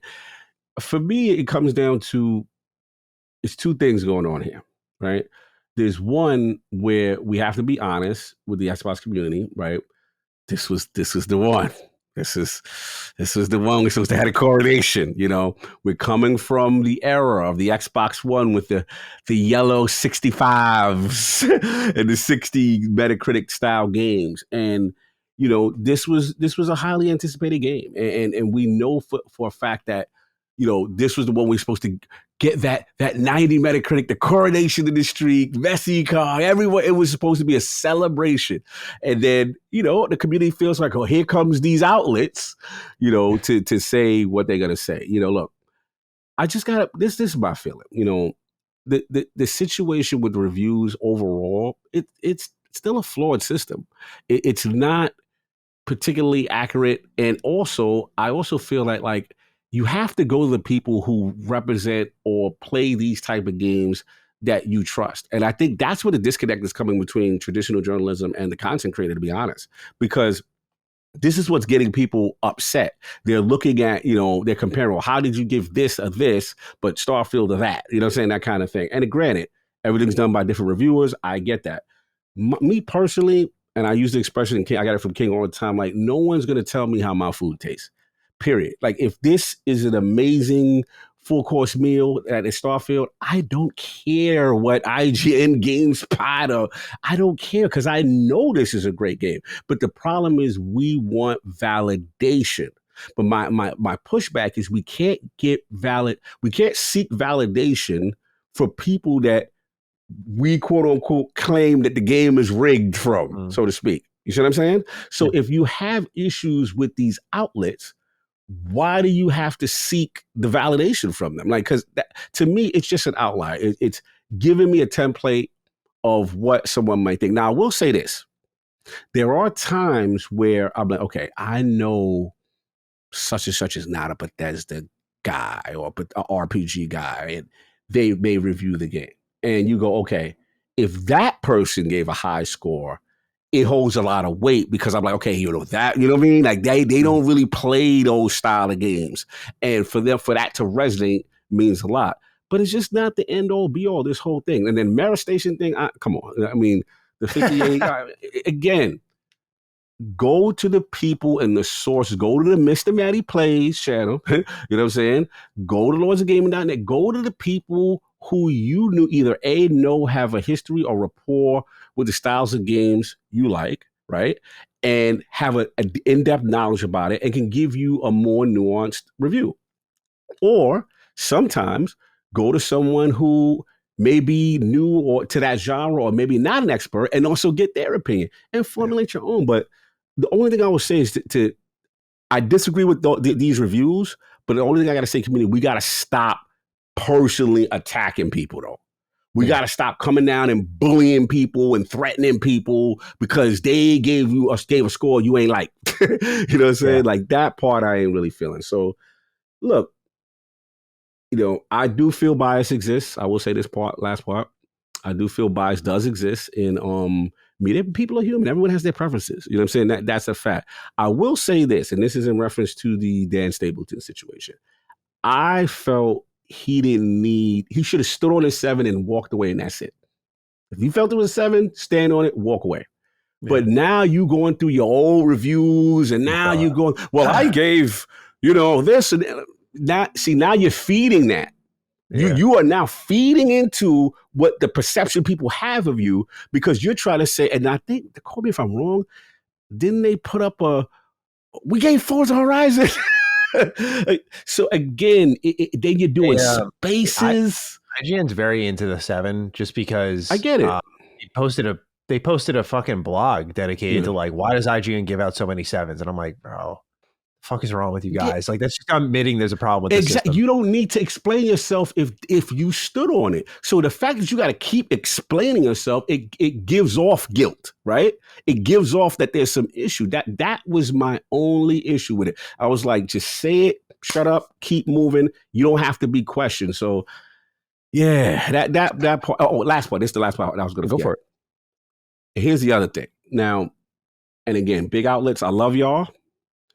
But we also have to say that just because you are the pristine outlet doesn't mean your review is absolved from criticism also. And that's the thing too, because it's like, look, at LogNet, we're a small team, whatever, but even my editor-in-chief, shout out to Mahmoud and the team, he has to go through paces and put that through other people to see before he could put something out of his own.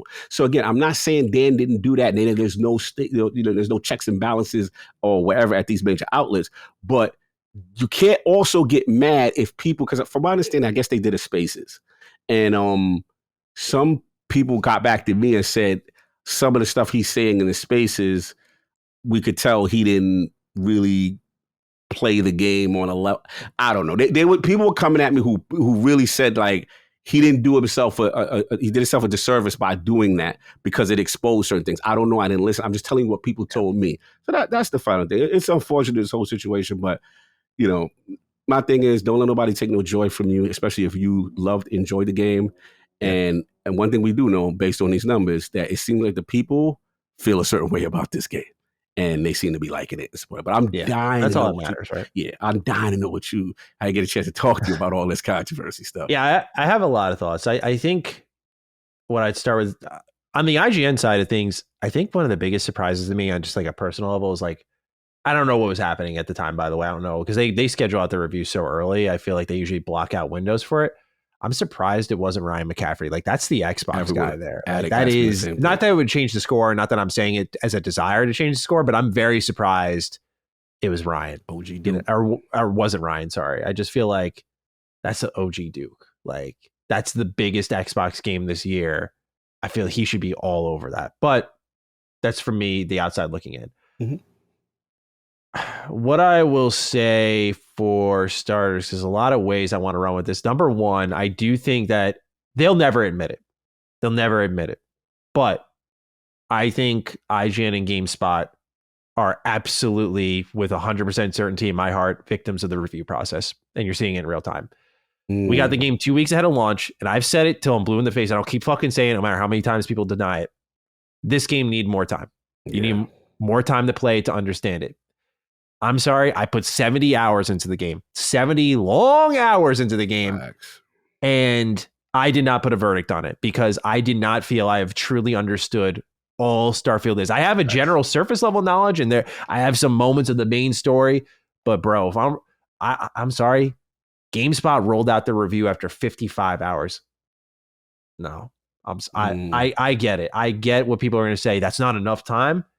To me, no, not in this game. It's not. And some people are like, that's not normal for other games. This game isn't like other games. Preach. So I've been trying to get the point across, and it's frustrating. And I don't blame IGN or GameSpot.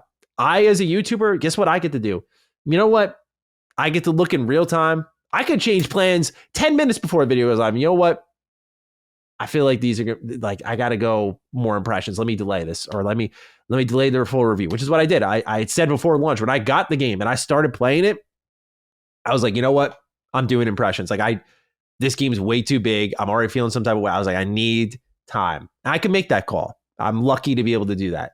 But these big outlets, you think IGN, they've done, and GameStop, they've done their reviews in progress, but we know what drives traffic. When you're there, embargo lifts you, the biggest outlet, and you say, review, it's here, it's now. That's millions of views across the website, YouTube, impressions, everything, bro.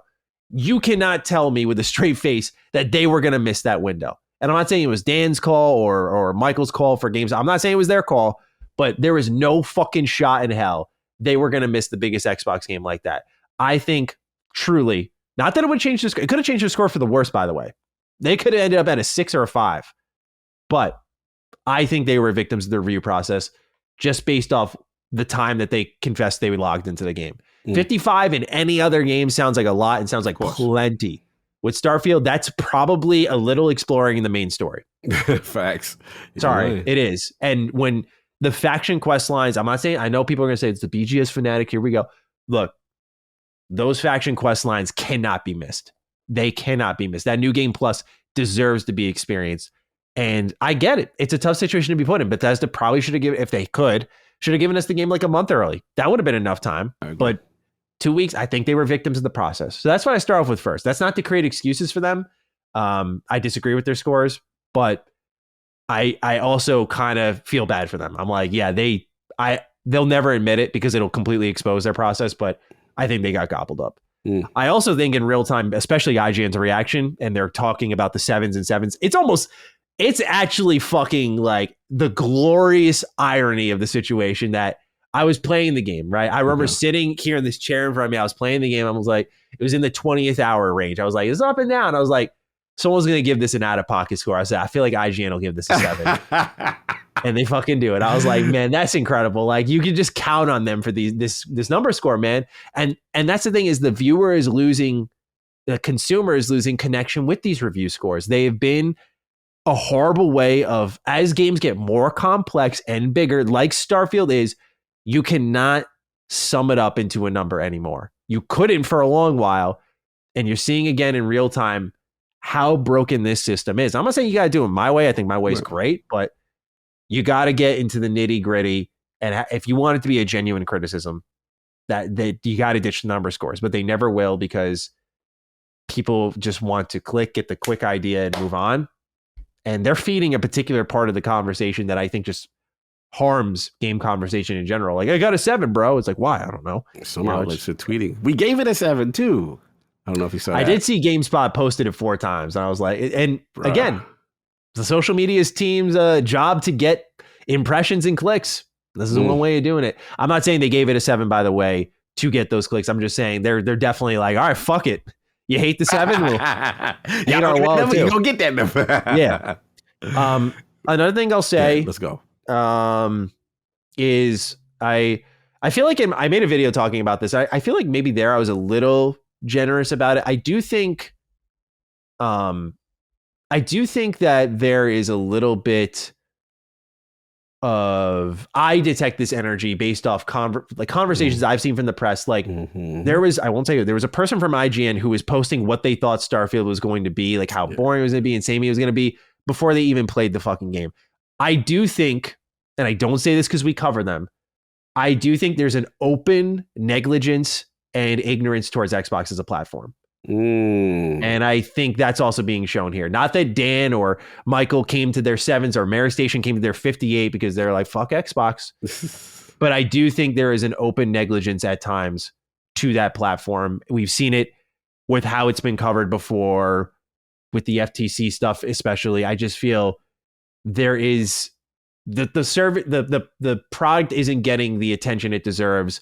It's only getting the flash in the pan moments. And again, I think that gets spotlighted here.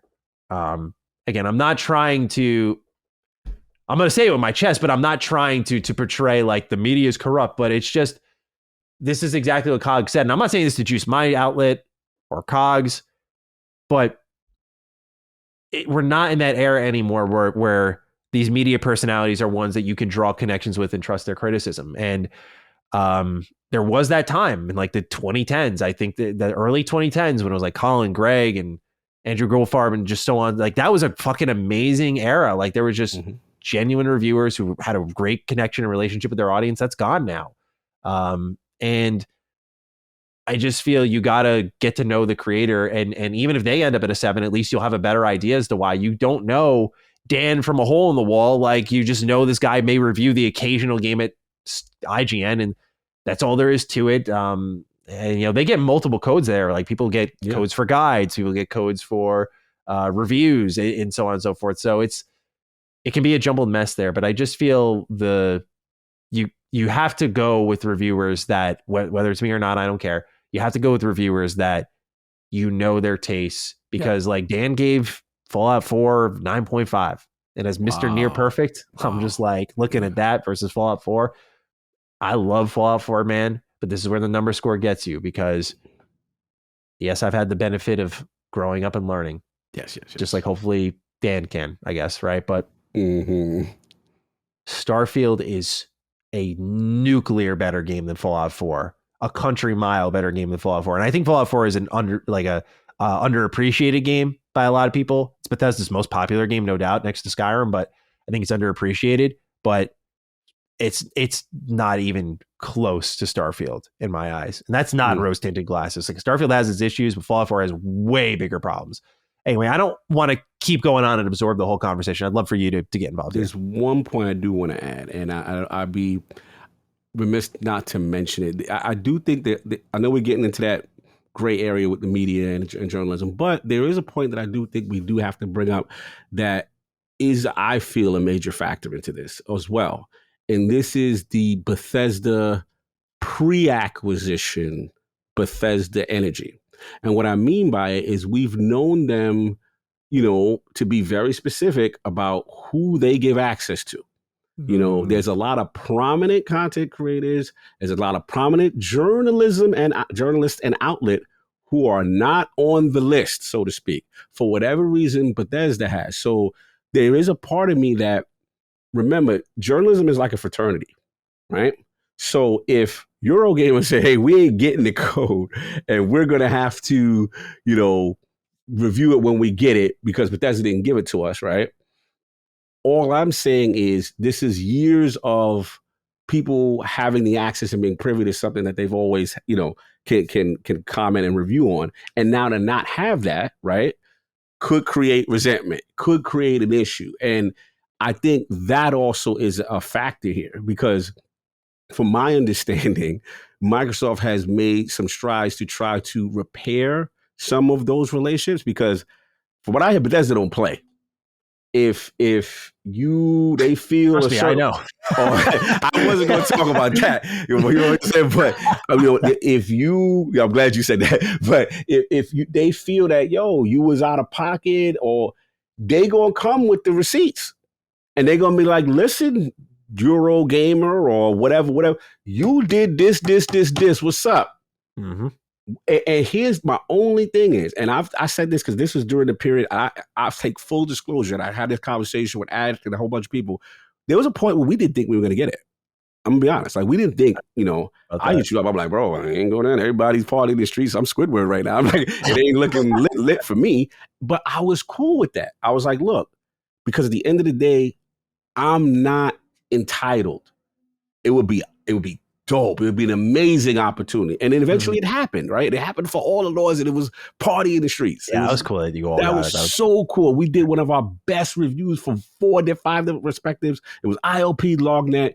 It's one of the best things we ever did content-wise. People to this day say, yo, we love your review because it was like 5 reviews in one, right? And it was, everyone had a unique experience. But the point is, we are still not entitled. And but Bethesda, that's how they do. So I think the last point I'll say is that there is a journalistic pushback for the colleagues who did not receive it, who are prominent outlets, and may say, hey, we didn't get it? Okay, when till we go do our review? You know what I'm saying? And we go. So there's a lot going on here right now. From what I hear in a post-acquisition world, they're trying to, Microsoft's trying to be the diplomat here. Like, okay, let's try to clean this up, guys. I know you guys are in the streets, but that's I'm any example to go by. I hadn't talked to Bethesda for like half a decade, and then they got bought, and now they like actually provided access to both of us for Redfall, for Starfield. So I'm happy with that. I'm like I said, I wasn't gonna put your business out, so I'm glad you said what you said. But I could speak not only you, I could speak to 4 different prominent. The names I would tell you, be like, wow, prominent content creator, and at least 2 outlets that are prominent who are on the list of Bethesda, like, nah, fam, kind of thing. So that's all I would say. So I think that this also is an inflection point with what's going on with all of this review stuff. I was rambling at one point and I lost my train of thought, and I want to get back to it. It's the last thing I have to say, and then we'll move on to the next question. To Mr. Scott's write-in here about lining up everyone's review scores, and this is what I meant about the problem with like Atlas Fallen being a 7, Starfield being a 7. It's like these games aren't fucking remotely close. We got to remember that there are different reviewers who tackle these games and look at the scale and then apply this game to that. It's, again, blatantly why the number scale sucks. But yeah, Starfield finding itself in that company, it just doesn't look right. But this is just, again, a reminder that different people review all these different games. It's usually very little overlap. So just keep that kind of stuff in mind when you that's why, again, just don't even, I have not consumed outside of these are probably the most recent reviews I've consumed from these outlets, just because I'm like 7, like, okay, let's see, like, I'm curious because I knew people would bounce off this game. Like, there's no fucking doubt in my mind. I was like, okay, let's see what someone who really bounced off and put out a pretty aggressive score feels about it. And some of the stuff I agreed with, but yeah, I think that the end result is the part where everyone just No, I get you. Final point for reviewers and content creators, outlets. It's okay to be critical. It's okay to criticize. Just be careful of personalizing it and attacking, because that stuff is looked at, and that could be, to your detriment. That's the best advice. Yeah. I've seen some creators when the codes started going out. They're like, yeah, man, I guess I'm not getting a code. We all know why. And then they ended up, and I see like tons of dudes ended up with them, and they were in that bunch. And I'm like, y'all play the victim a little too quick sometimes. Like, and then it's like, you're acting like these companies don't fucking see it. Like, follow up with an email first. Follow up with an email first, and then talk your shit. I wait for the confirmation. Then I let everyone know. I'm like, yeah, I didn't get it. Yeah, absolutely. All right, we got a question here. So we covered the reviews aspect. Now we talk about the community. Derek Mozzarella has the right in.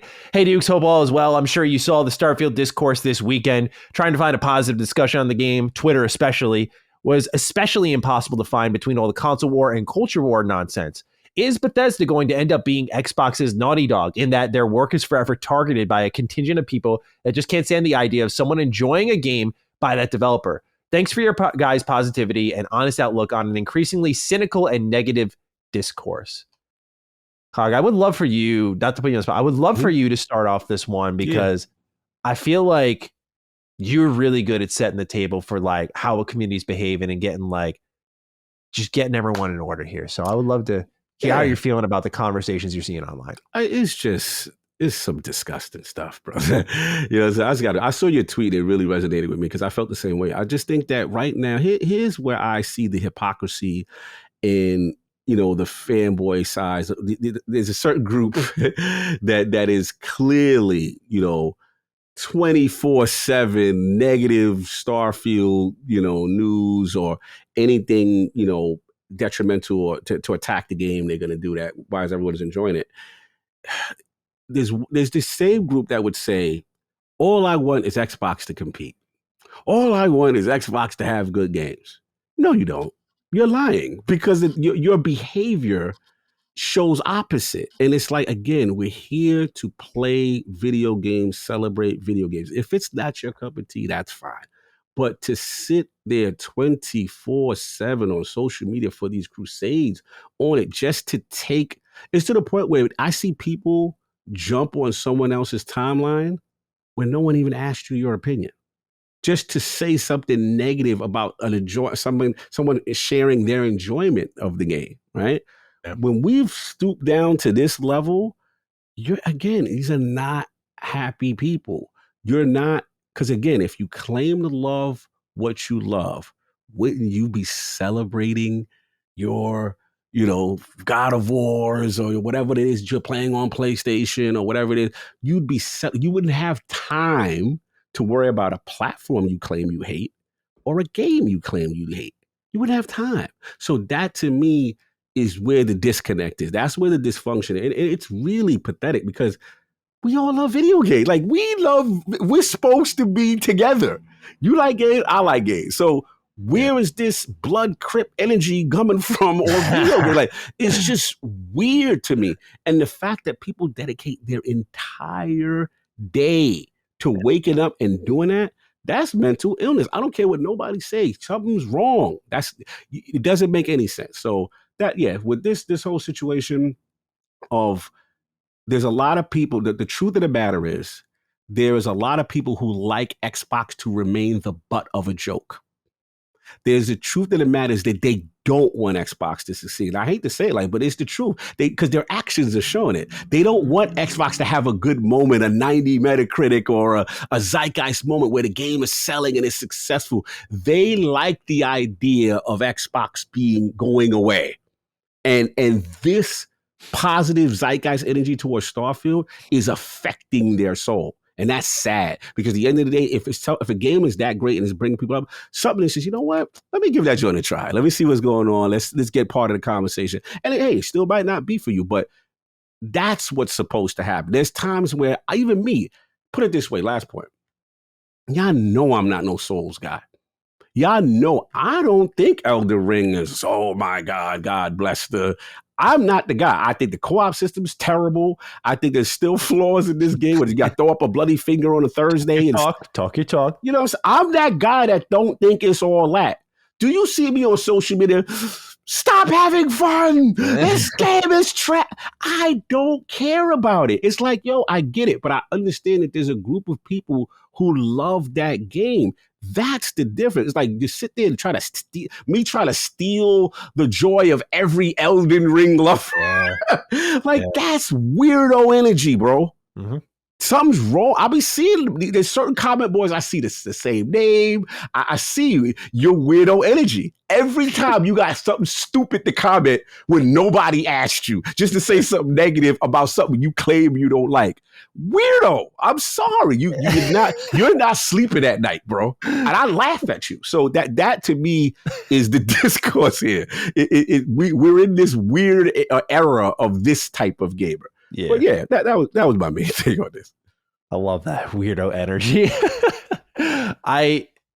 To me, there is a lot of, this is going to sound provocative, like I'm trying to instigate something here, but let's go. There was a lot of coping. Yeah. And by that, I don't mean like, see the PlayStation fanboys, my game is so much better. I don't mean like that cope. I'm talking like, the game is very good. And people were like, no fucking way. Look at these reviews right here. 7. No fucking way. There's no way. I'm like, okay, well, I like the game a lot. I think it's great. I love Starfield. They're like, nah, hold up. No, like your initial impressions, like I think you kind of don't like it. You're just afraid to say that because you're going to get eaten up by the Xbox. I'm like, I got that a lot, bro, because I was critical. Wow. By the way, something I was missing in my Fallout 4 review, I was critical because I was like, you know what? I don't want to let my community down here. Like I did the wrong thing in 2015. I want to do the right thing. I did the right thing with 76, but I want to do the right thing here with like the one that people fucking care about. Let's be honest. And I feel I did that. I feel like here's what I love. Here's what I'm not crazy about. Here's how I feel it might age. But there's so many people who are trying to take that like little bit of critique I had and be like, no, you actually don't like it as much as you say. I have never had that, bro. Like, who the fuck are you to, like Cog said, tell me how my food tastes. Like, you're really going to come through here and not accept that I'm telling you I like it because you can't accept, like deep in your core, you cannot accept that this game is good to me. Okay, I'm not even telling you to go like it. I'm not telling you to go play it. I'm just saying, yo, I like it. You're like, no, you don't. Are you high? That's insane behavior, bro. But this is the first game I've got it with. There's no way. Mm-hmm. And it's that level of cope that I'm seeing throughout a lot of the gaming audience where I'm like, why is it so unbelievable to you that a prominent game developer who outside of, in my eyes at least, 76 has delivered consistent bangers, had another good one. Like, why is it so unbelievable to you? And to Derek's question, I think since probably Fallout 4, Bethesda's in some ways earned the target on their back. And when you are inherited by Xbox, I think it just puts more targets on that back. I really do. I think there's that anticipation for Starfield. We already knew the discourse is going to be trash. I just didn't think it was going to be this garbage.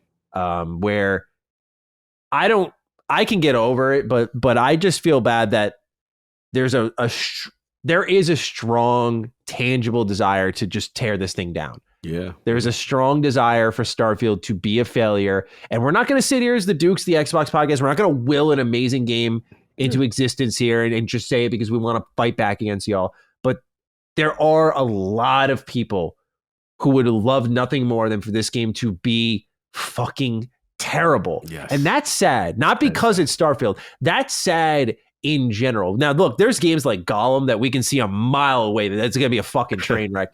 But look, the fact that we were like this was the biggest game of their generation. The fact that we were preying on that downfall goes to what Cog said.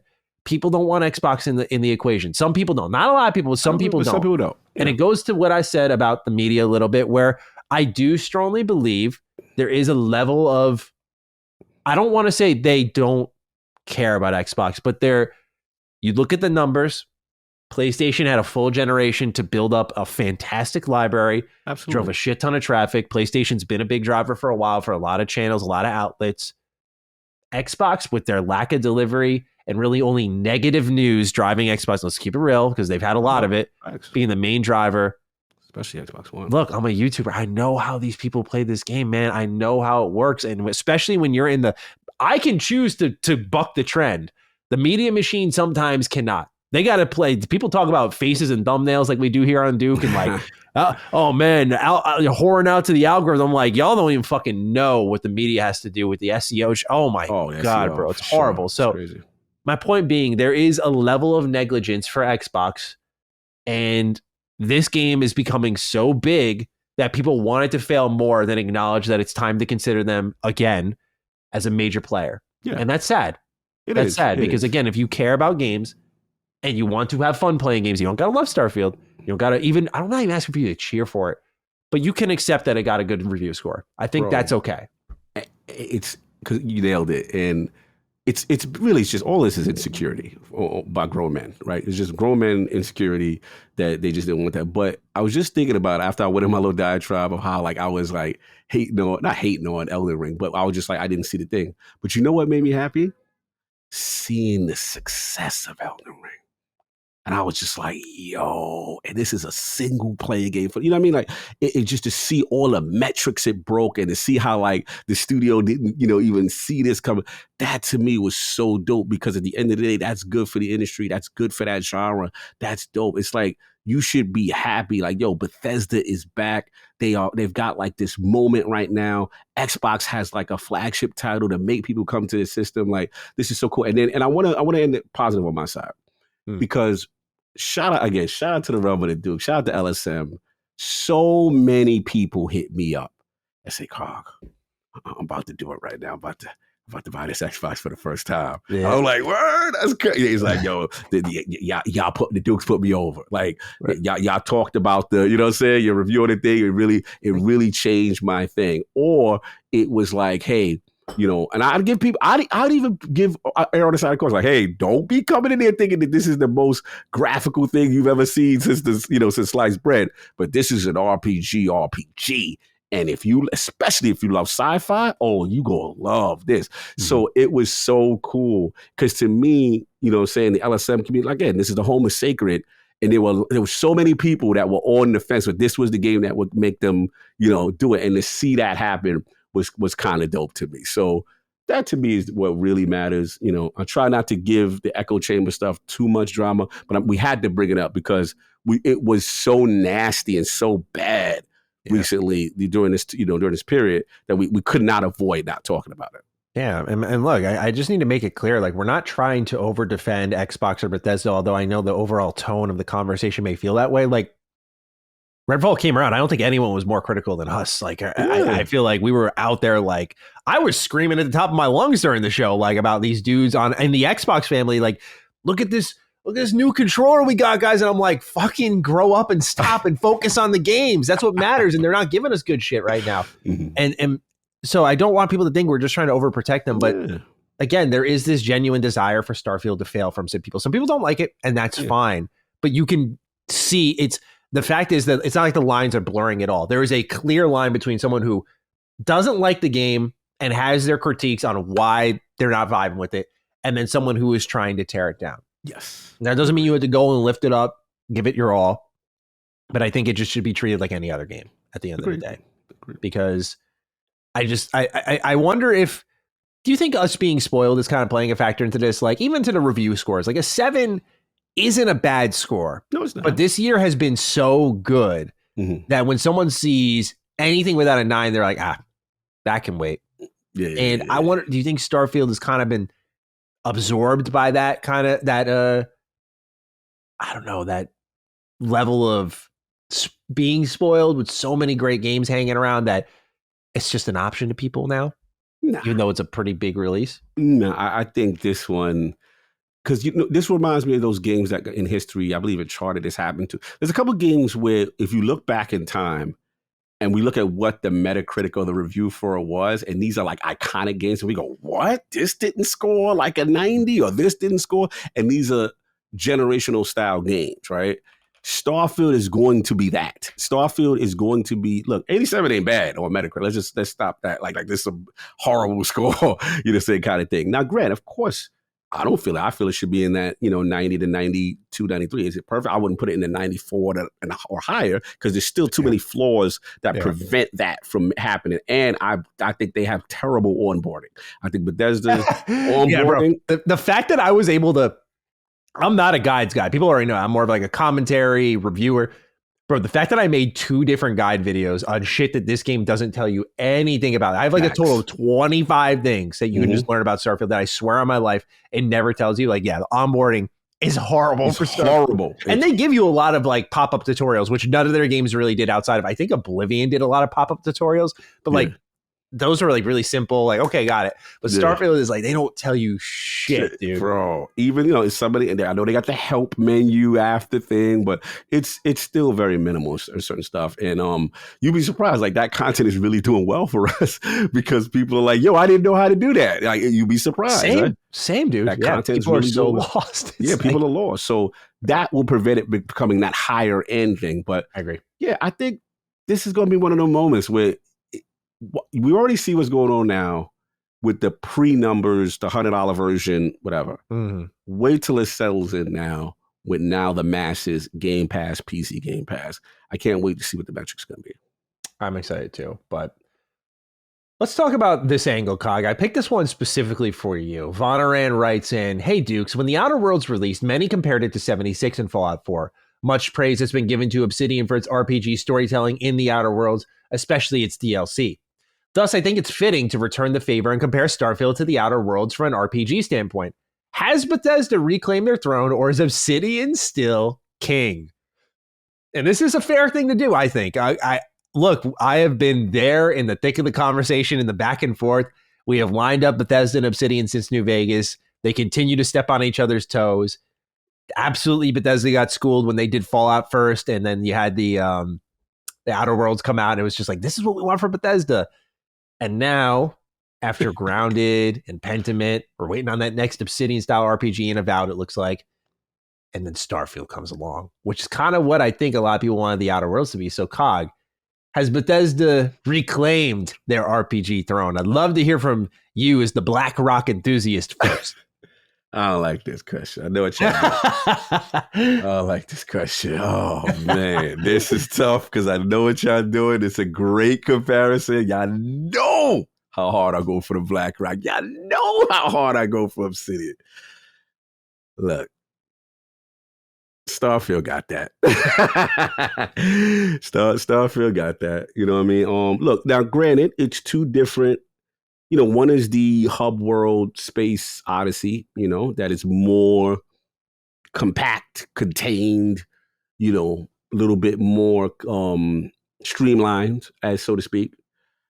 And Starfield is the open, right? But I will give Starfield, from the open world standpoint of space and the great frontier, they've gone past what my boys did at Outer Worlds. But I will say this though, I gotta talk about that. In fact, let me talk about talk. One thing about Outer Worlds that they did when it came to their campaigns was the interjections, right? So you're running with Pavarti, or you're running from Vicar Max or whatever, and based on their affinity or alliances with certain things, they would have a full-on interrupt with the conversation on NBC. You would have a talk to, and they'd give their input. So it's clear, that Bethesda was influenced by that with their companion system here. And can I say, will I say it was better done? I will say that I'd never seen really Bethesda implement that. So I'm going to use that as inspiration. That they looked at that Outer Worlds campaign interactivity, the interjection, and 100%. they took a page of the playbook. 100%, bro. And made it so many interjections in Starfield. I love it. I love my favorite parts of the game. Because it feels natural, human conversation. It makes me feel like my guys are with me. So many unique ones, too. So unique ones. Now, I will say, they did Bethesda took it a step further with Starfield, as far as like what I consider the non-NPC interactions, where you're walking with them, and like, for example, you bring Andrea to the museum. She has a whole unique set of dialogue while you're walking around. I feel like the companions in Starfield talk more, and they're more engaged with you. So look. It's hub world versus the open world. But I will say, look, the King, they got that. Starfield got that. I will bend the knee. We'll see what happens with Outer Worlds 2 when my guys get to come back. But they clearly looked at the playbook and they expanded it. And I gotta give it that. So yeah, that Starfield has it. Bethesda's king right now. I'm not gonna give them their flowers. I'm not gonna take anything away from them. But let's just see what my boys come back with Outer Worlds 2. And then we see what that Avowed. We'll continue this debate. But I cannot go against Starfield right now with how much I'm seeing and how great it's really done. And I think they got tremendous potential for DLC, to be honest, with this game. Yeah, I think Starfield took what the Outer Worlds did and did it on a way bigger scale, which is extremely impressive. You had to say that quick and that dominant now. I really do. I love the Outer Worlds. I'm a huge defender of the Outer Worlds, but I just think Starfield took every piece. I mean, yeah, the more I think about it, the more I feel they did a case study on that game in New Vegas. And they're like, okay, what worked with the two games that, and honestly, I would love to know if they honest to God did it. I feel like they did as a consumer. Maybe I'm wrong, but I would love to know, because to me, it would show true reflection. It would show that, okay, a lot of people dog on our writing. A lot of people dog on our narratives.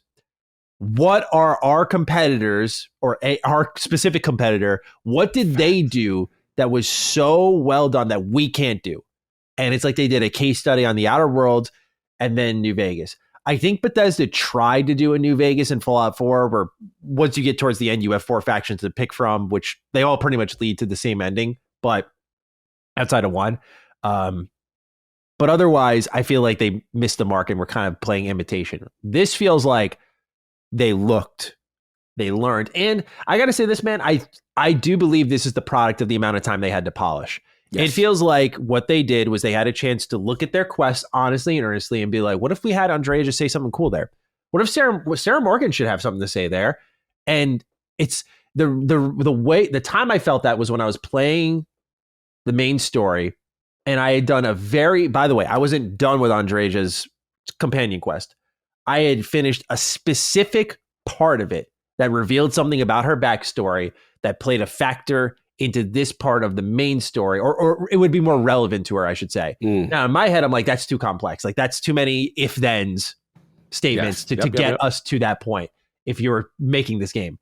But no, like, I talked about this last episode, but like they did it. Like, she had a very unique conversation, and he was like, well, why are you telling him that? He's like, oh, no, I already told her. Or she's like, no, I already told him. And I'm wow. Like, I was impressed. Like, that was a moment I went, that had to be like they were going through the polish and said, can we just add that in? Yeah. Because they felt like they had the complete game and then they just kept going back and back. There's so many moments the companions get involved. Yes. And not just like one-liners that are generic that could fit for any of them, like unique takes from their worldviews. It's exceedingly well done. And so I'm glad that they may have actually taken the throne back from Obsidian after the Outer Worlds, only because that's how it should have been done, right? And I hope Obsidian takes it back after Starfield, because I hope these two, I want them to get along and work together on Fallout. But these two, together, they can just keep feeding off each other. Like, what'd you do? All right, I'm gonna one up that. We'll never lose as consumers. So yeah, I think Starfield did take it away from the Outer Worlds. I think that's pretty hard to argue, in my opinion. I say as someone who views the Outer Worlds quite highly. And I am also in favor of the Outer Worlds game design more than Starfield's, truthfully. Like, I really love hub design. I think it's the way you get scope and scale without overwhelming the player. And you can pack that as densely as you want or as little as you want and kind of go from point A to point B. I just think that's, to me, the best way to do it. When you try to go as open as Starfield, you usually see the pitfalls that happen when they're like, yeah, we can't do as many choices. Yeah, your companions can't react as much as we'd like to, and so on and so forth. But like, no, because of Starfield's like isolated quest lines, they just have so many endings for everything. Not everything is interconnected. And it's the smartest thing they could have done for that game. But yeah, I think Starfield took the throne back from the Outer Worlds. Now, in the overall RPG conversation, I'm not ready to give that up yet. Yeah, we ain't ready to give that up. I'm not ready to give that up yet. I think Obsidian's still king. Because look, man, let's just say this. Obsidian was able to leave the RPG genre behind. Facts. And find success in two pretty different areas, in like a visual novel style game and a crafting survival style game. Yes. And then if they go back and they're like, we're still here, and they do Avowed, oh my God. I'm him. Can't wait. Moment. Yep. So we'll see. But right now, I think Starfield has the Outer Worlds beat. Yes, the Starfield definitely got it. There's no doubt. Let's move to the future here, Cog. SFish616 writes in, and then we'll talk about I put this in quotes, the news. Hey, Dukes. Now that Xbox's biggest game of the year is out and they have only Forza left, I would like to ask the question of what do you think their 2024 roadmap is going to be? Obviously, you know about Avowed, Hellblade 2, Towerborn, and Flight Sim 2024. But what do you think the release cadence is going to be next year? Do you think there will be more than this? I personally would love to see Hellblade 2 early 2024, Avowed in Q2, Towerborn and Flight Sim around the summer, and a big surprise in fall 2024. I know it's wishful thinking, but having Fable be the big fall game next year with a deep dive at Summer Games Fest next year would absolutely complete Xbox's course direction in terms of first-party releases. Have a too many good games this year kind of day. Thank you, Steven, for writing in. So, Cog, this is a question we're inevitably going to get months from now, and we'll circle back to it probably towards like December, those episodes. But looking at 2024 now, we got just Forza left. You're looking at the lineup there. How are you feeling about it? And how do you think things are going to be delivered? And do we have any surprises in store for us in the terms of what we know, right? Right. Like a Contraband, like Fable, like anything else. Yeah, I think there's still going to be stuff that slips through. 2023 tremendous year for them. They finish off with Starfield, finish off with Forza. It's gonna be massive. And then next year, I do have a feeling though, like we may be putting a bow on like having Avowed and Hellblade, like not that they're like both come, like either one of them coming out early. I hope one of them would come out at the top of the year. But for some reason, I just feel like maybe both comes out towards the second half of the year, but split apart. So that, I mean, listen, perfect world, one in the first half, second half. I do think there's going to be some stuff that's going to be added to this, that's going to make 2024. I also feel now that now we got more clarity with the Activision Blizzard King thing, that if they finalize, now my prediction of, remember I said I expected it to be in this year, right? As far as that, the Call of Duty going into Game Pass situation. But now, because of this whole CMA thing, it's being stretched out as long as October. The whole Ubisoft interactive, interaction with it as far as the distribution with the cloud or whatever. So let's just say it does get finalized either this month or next month, right? From the way I understand it, there's still an implementation. They're still operating separately right now. There's still now an implementation that may take a month, 2 months for the games to actually come over. So that would then put it like January, February, or whatever next year. So I anticipate that influx for Xbox 2024 as well. So that may be the top. I mean, Towerborn, Flight Sim, those are. I think we'll probably get, my guess is I think we may get one or two of those global publishing games. Maybe one or two of those kind of sneak out. But that's pretty much it. I still think, again, another strong year. You got the ABK finalized. You got Hellblade. You got Avowed. You got, like I said, the Flight Sim, which is huge for the community. Yeah. And then another little, Towerborn, I forgot about that. Yeah. And then maybe another game, Xbox publishing game. And of course, between all of this, there's going to be a lot of Game Pass, day and date kind of stuff that they may snag with a deal. So, yeah. What you think? I believe 2024 will be a better year than 23 for Xbox.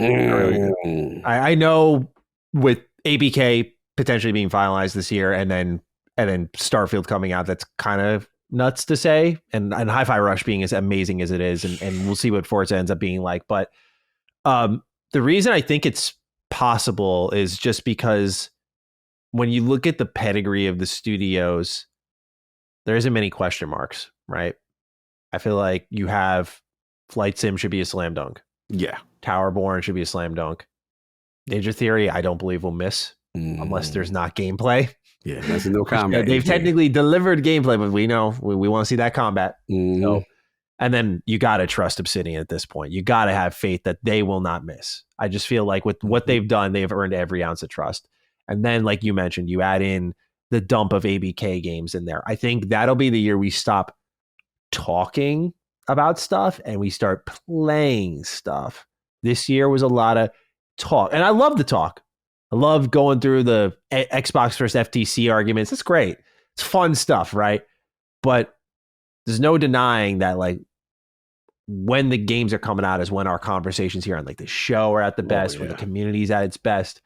And I think the only thing that could drag back 2024 is we've seen little blips of, I call it evil villain Xbox. And I just, with the price changes and whatnot, I wonder if as they solidify themselves and establish themselves as a major player with content worth paying for, how they approach that moving forward, right? Like doubling the price of a subscription service or something? Yeah, moving that up, or premium early upgrades for everything, which when you look at monetization strategies, I hate it, but it may be the least worst of like the loot boxes and all the shit that we've seen that we've got. Like if you got the money and you want to pony up and play early, you can, but point being is, I think that would be the main things to drag it back. I think they're set up for a really good showcase next year with the stuff they announced. I think showing off Fable again and maybe Clockwork Revolution, although they said pre-alpha, we'll see. But I just think there's a lot of games still in the can that they can show off.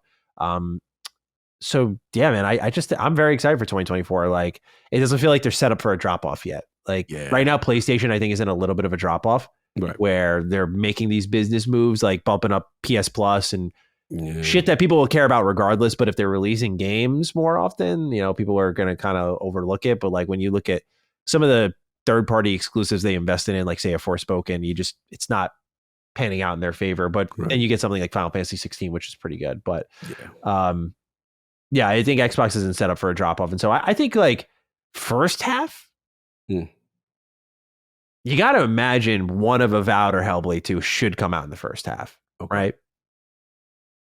I would say, maybe I'm wrong. Maybe they both come out in the second half because we heard that Hellblade 2 is in development for like 3 years just this year. And then Avowed was in pre-alpha when we saw it. Right. So maybe they both are second half. That would make the most sense. And then like Towerborn, Flight Sim, and the Xbox Game Pass dump is like from Activision is the first half. And then I think Contraband has to find itself in this year. That was, I remember Jez said that was rumored for like, was it 2022 release or something like that, or 21? I don't remember when it was announced, but that game has been hanging around for a while. So it's been a minute. Yeah.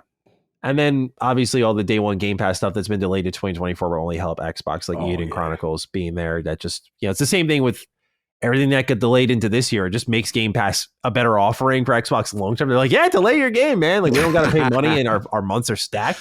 Great. We got more budget now. So 2024 is looking really good. I'm pretty excited for Xbox and we'll see if they can solidify themselves a little bit more with steady releases like they did this year. Yeah, I think, to be honest, I think this is where the floodgates open. I've always said 2023 to me sets the tone of what their vision is supposed to be. And now I think we're going to get that cadence. I think we're going to get that cadence of 3 to 4, first party releases that's going to hit the platform, supplemented with the Game Pass, exclusives or, things that they tied into it. Yep. I really think the ball's going to start running. I thought it was going to run in 2021, and then we had the blip that was 2022. 2021, remember they were like, 2021 was a good fake out though. Like you had in your defense, you had every reason to believe, bro. We got 4 games in like 4 months, and Game Pass was popping off. You had every reason to believe. So now we got 2023, which they did accomplish their goal, right? Boom, Hi-Fi Rush. What is it? The Minecraft, the Age of Empires, Forza, Starfield, Redfall. But they've hit that's a monster year. That's still overall great. Now we come into this, which could be a year of Avowed. And what's up? Ooh, let's go. Oh, sorry, no, go on. Sorry. No. Finish. I was gonna say, I just remembered that if the Activision acquisition's complete, probably next year, whatever they can add to the pile, based off what we know here. I mean, that could just fill out the year even more. Yeah, right? Yeah. And in all intents and purposes, that looks like what it should implement, because if the deal closes, we won't get it immediately. From what I was told, it will be down to 2-3 months of now integrating all the stuff. Remember, then you got to pull the licenses and then make this game now have a Game Pass logo in on the back end. And the skeptic in me says integrating, because Gene made a really good point. I think it was the episode you missed. Yeah, that I was like, I think the question we got was, are they going to dump them all at once? And Gene made a really good point that maybe they looked at what happened with the Bethesda acquisition when they pretty much did 2 dumps and it was done with. And we're thinking like, well, what if we staggered this out more this time around? It's possible. Like, when you got Call of Duty and stuff, like, it's possible. Yeah, there's a lot a little bit. Yeah. That subscription recurring. I'm not saying I'm rooting for it, but Gene made a really good point when he said that. Yeah, it could happen. They got a lot of different routes they could take of the way they implement, this acquisition. Yeah. So we're going to see. Those are all the questions we got for now. Time for the news, if you will. I could have just thrown this in the before we begin section, but I had to have something here. Coming soon to Xbox Game Pass. Oh, what could be arriving soon? September 6th. It's already passed. Starfield is available on Series X and S, PC, and cloud. I haven't tried it on cloud yet. Curious how that works. Yeah, I haven't tried it on cloud. That's a good point. Oh, I tried on the ROG. Oh my God. Woo! Did it set on fire? Oh, bro. Low key. Oh, really? You got positive news on this? Bro, low key runs better than console. Hello? Bro, I'm going to tell you right now. This is how I put it. FSR on. I brought it down to 720p. You can play at 1080. But when I brought it down to 720, I didn't notice that any much of a drop off. The frames were insane. I'm doing above 40-something frames in New Atlantis, moving around. Whenever I go indoors, like I go to something medical or I go inside a, warehouse, whatever, high above 60s. What about gameplay? Like when you're shooting, did you? Beautiful. beautiful. Really? Fully playable on ROG Ally. Wow. This is one of me and Solve were like blown away. Oh, I was playing it when I was out there in Seattle in my hotel room. Oh, okay. I didn't think of that. Yeah, I was like, yeah, you were away this weekend. I didn't think of I thought you brought Little Man. Like, okay. No, was no need. Ally is outside. I don't know if it's the RDNA 3. I don't know if it's the fact that they use the AMD chipset that their guys bro. Remember when we saw the partnership, I said this is definitely going to be an ROG Ally machine, bro. Bro, and I knew it was on because Sarah Bond must have had the drivers early, and I saw she put a pickup and started playing with it. So I said, So I checked, and then so all you got to do is go to the My ROG Ally part of your app. Download both the critical, the latest drivers, download that, upgrade that, and then from there, it was just, upgrade, go to your Windows Store and upgrade your library apps, and you'll see the Radeon AMD icon. Bro, it is cloud saves continuous. I just thought. Bro, continuous where you left off. This is a perfect give me one second. Game. He about to download it, y'all. I'm telling y'all, I could not believe how well this thing ran. And the control was perfect, bro. Really, really impressed. I'm telling you, this is a game to showcase. Oh, let me tell you how gangster it was. On my flight back, and you can play offline. You can play offline. It was so gangster. I was on my flight back, right? A dude, while I'm playing, tapped me a seat behind me. Get your hands off me. What you tapping me? He was like, yo, is that Ally thing? I heard good things about it. I was like, yeah. He was like, you playing Starfield right now, bro? I was like, yeah, it's crazy. Right? He was like, yo, I got to get it. I said, I'll warn you. Because luckily I had an airplane seat with the plug that was right in front of me. Oh, yeah. This battery going to go. You're going to get like an hour and a half. And that's about it. But he was so impressed watching me play that. He was just like, yo, I got to get that, y'all. Yeah. ROG, they did it. They did it. Okay, as soon as this is updated, bro, that's getting installed because you know what's funny? Mm-hmm. I've had some moments. Starfield is a very overwhelming game, and I'm like, I want to just play it like bursts, at times. And I was like, I wish I could just.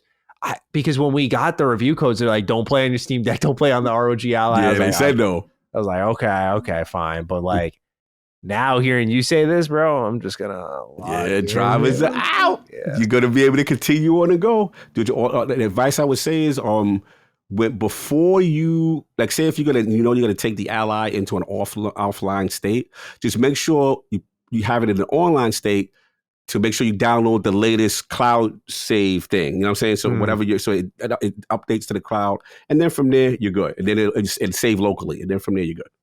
Dude, I'm so excited. I'm down here. Tonight is going to be a flick. We're recording this episode early, by the way, ladies and gentlemen. We usually record in the evening, but now my night is set. Oh man, my boy guy, he can get stuff done. I love it because because there's so many menial things. I was able to get some faction quests done while I was on the plane. I was moving around. I got some ship building. I was so productive. We were reading the Game Pass games being added this month. We got on September 14th, Solar Ash being added to console, PC, and cloud. And then September 19th is Lies of P coming to console, PC, and cloud. Very excited for that one. Yeah, very excited for that one. That's a big Game Pass get. I didn't even play the demo because I was like, eventually I was like, you know what? I'm sold on what I already seen with the game. Like, bring me in day one, man. I'll be there. But it started. This is the month, ladies and gentlemen. September is where Xbox Game Pass gets busy. You're going to see Payday 3 here. You're going to see, we already have Sea of Stars. See, that's the other thing. I didn't mention this when we were on our little rant, bro. Look, I'm not trying to mark out too hard for Game Pass, but I'm going to. Okay. There are dudes who are crying about Game Pass as they drop back-to-back Game of the Year contenders. They drop Sea of Stars and they drop Starfield in a week span. And people were like, it's killing our industry. I'm like, yo, do we not see the peak fiction that is gracing this service at times? And you don't got to spend full price on it. You could sign up for 1 month, play them both. And God bless your heart if you beat Starfield in just a month and see everything you want to see, but play them all and then move on with your life. Like, you could do that. You could do that. I mean, I don't get the Game Pass hate. Like, I'm really becoming Come on, a little fanboy for the service. No, I get it. It's just, for me, it's just like, this over, you know, concern and fear mongering for long term when none of us can predict the future. You know what I'm saying? Like that's my thing. It's just like I have to look at myself as a consumer first and what I'm getting short term. Of course, you're gonna have your eyebrows up if there's any nefarious thing or price raising and all that. Of course, you know what I'm saying? We're not gonna be ignorant, but it's just undeniable, as far as like it being the best service in gaming. So I'm going to take advantage of that. I'm not run around like I'm Big Willie and I could afford all this all the time to be spending on full price game. I'm not doing that. Like I'm going to take advantage of this service that is giving me quality games. So yeah, this is where I'm at with it, bro. I'm checking the updates right now here. Yeah, so Maya going at that app. Yeah, let's get to the Game Pass pick of the week, shall we? Because that's your news, ladies and gentlemen. What could it be, Cog? I mean, what could it be? I mean, welcome to the Starfield. Welcome to Constellation. A lot of you for the first time getting to boot up and hit the planet. It's just going to be so cool to see. I'm just dying to know what the masses' reactions. Because to your point, Maddie, some people did wait. And a lot of people. Yeah, I'm very curious. I'm curious on adoption rate. I'm curious on how many people who didn't have an Xbox before. Like how many new Game Pass subscribers result because of Starfield, right? I'm also want to see the PC Game Pass growth. Was there any movement there? But overall, just like people to kind of sink their teeth into this game, see the experiences they get, what stuff they come across, and this is the one, man. So you've been patient, you've waited, now you've been firing it up, and it looks like the launch went pretty smooth because I think they put a tweet out saying, hey, if you can't get in for a little bit. I saw that. Yeah. I'm like, oh, this sounds like a live service launch. But it looked like that. Yeah. But it looked like it went good. It went good. So I'm very curious to now that the community gets a chance, the masses get a chance to play Starfield. Yeah, I can't wait for the clips. There are some moments I've seen in this game where I'm like, this is going to be all over the internet. Like there was I'll just say there was one point in the bar in Neon during the main story where I was just like, if you pick a certain back trait, I'm just like, yeah. That's awesome. Like it's so good. I can't wait for our spoiler cast to just kind of talk about it. It's why I want to do a spoiler video this month on my channel, just because I need to get it off my chest, man. Like it's like almost therapeutic to talk about this cool shit you find in this game that you got something, you just don't want to ruin it for anybody. Facts. Random tip question for you. You ever purchased a crewmate who is like a specialist in something from a town? It's funny. I just can't bring myself to do that. You got to be named. You got to be named to come into my crib. EM specialist. Yeah. When I saw like missile weapon specialist, I'm like, no, I'm not hiring you. I found someone named, funny enough, I think this is the main protagonist name, and I think it's Far Cry 6. Someone named Danny Garcia is in Neon. Stop. Yeah. And I was like, all right, come aboard. Yeah, why not? You confident? Yeah. Anyone who's named, you feel a little more important to me. So it's like, come on board. So let me ask you this, though. I bought someone. I don't know what I did. I can't find them anymore. And they're not on my new ship. And I'm like, where are they? And they're not on my list. I didn't discharge. I don't know what happened to this chick I bought. She's like an EM specialist. And I'm like, I'm starting to, I like to get into the EMP. Powers help a lot too, bro. Especially the ones in the ship. Oh my God. Yes. The perk bonuses you get. Mm-hmm. Yeah, big time. That's one reason I might bend the knee. I'm like, missile weapon specialist. Like, that'd be kind of fire right now. So yeah, just that's the only thing I got to find. I got to look at some trips as far as that's concerned. But dude, I'm not trying to self plug. All right. But if you have time, yes, go to your friend Mr. Matty Plays. Oh, I heard about him. Yeah, and check out 10 secret features Starfield never tells you about, and 15 things I wish I knew. Wish I knew is more like a beginner's tip. You're probably good on that. The 10 secret features, bro. There is some shit in this game that I just couldn't believe it. There are walls in the game. Yeah, apparently you can use like a melee attack or a gun on them. But there are walls in this game that you can shoot down and they'll open up whole new rooms that are hidden. What? Yeah, I show in the video. I'm just like, they straight up have hidden rooms in these dungeons. It'll be pretty blatant. You'll see like a big emergency door or something like that with like orange pegs, and you can take out your cutter. And that's what I did. I like burned them down. Oh, you know what's funny? I did see some stuff with like boulders. There's the captain's locker in the ship. Didn't know that was there. I just found that. Yeah. Check that when y'all like board a ship. That's like the place you want to go for extra loot, but also like you could store shit in there. So that's good. Yeah. There's so much stuff, man. There's so much stuff that you can shoot asteroids in this game and loot the material that comes from them. I didn't know that at all. I was just like, bro, I thought I could only shoot the other ships.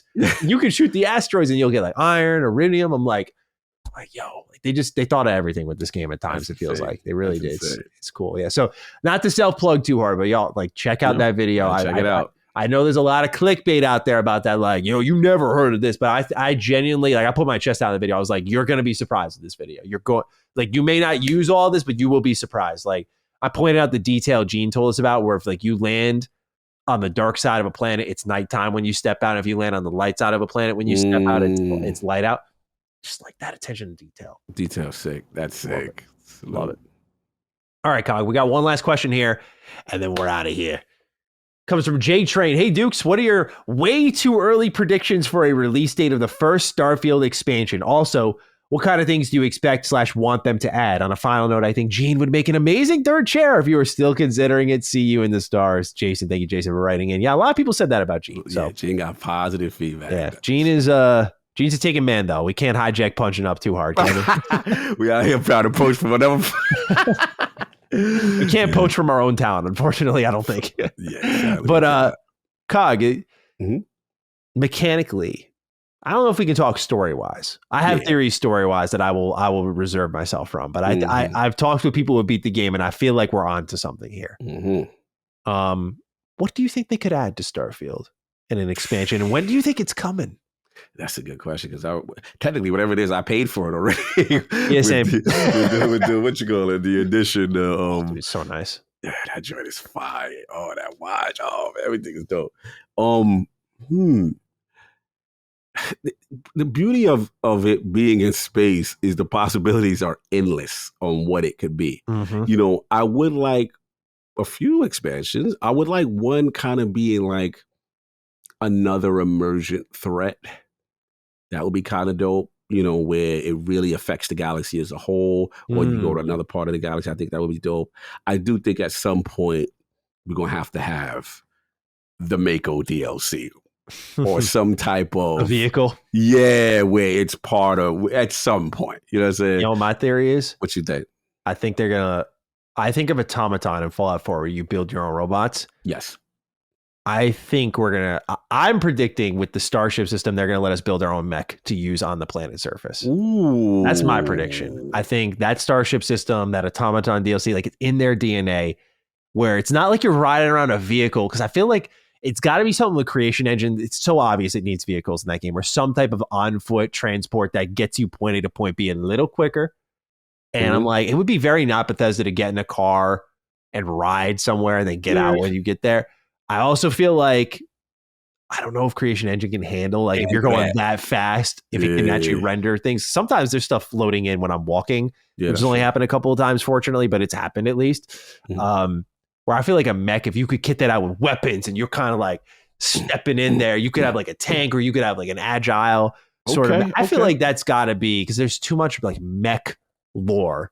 That is many true. People who voiced, like when they saw the anime trailer, like, yo, mech, and Emil Pagliarulo was like, no mechs.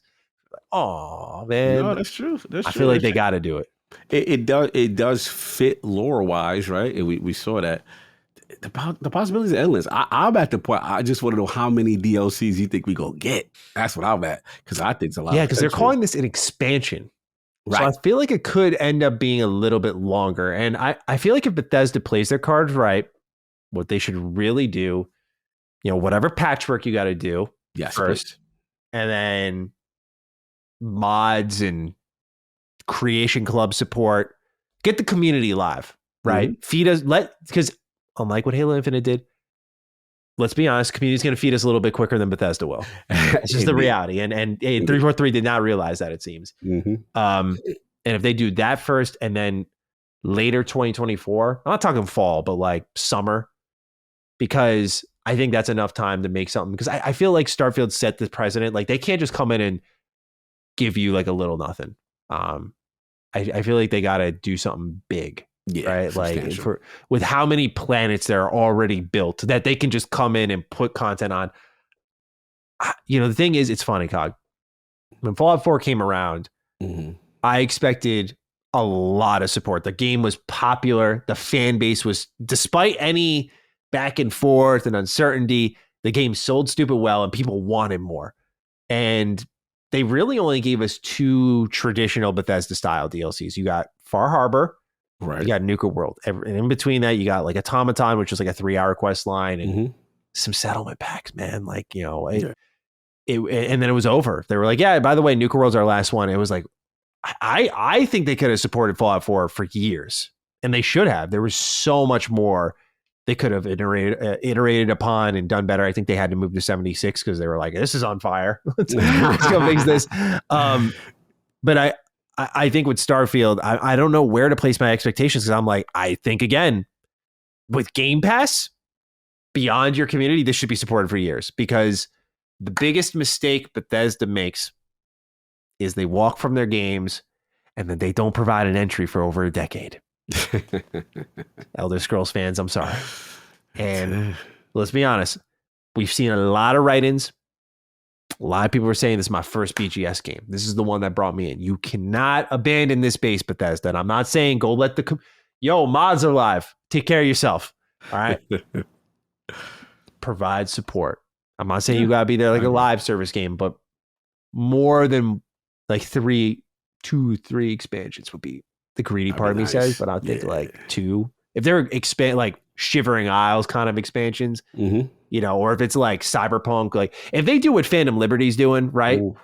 Like that kind of expansion where you pretty much overhaul the game at the same time, take your time, let that be the only one, right?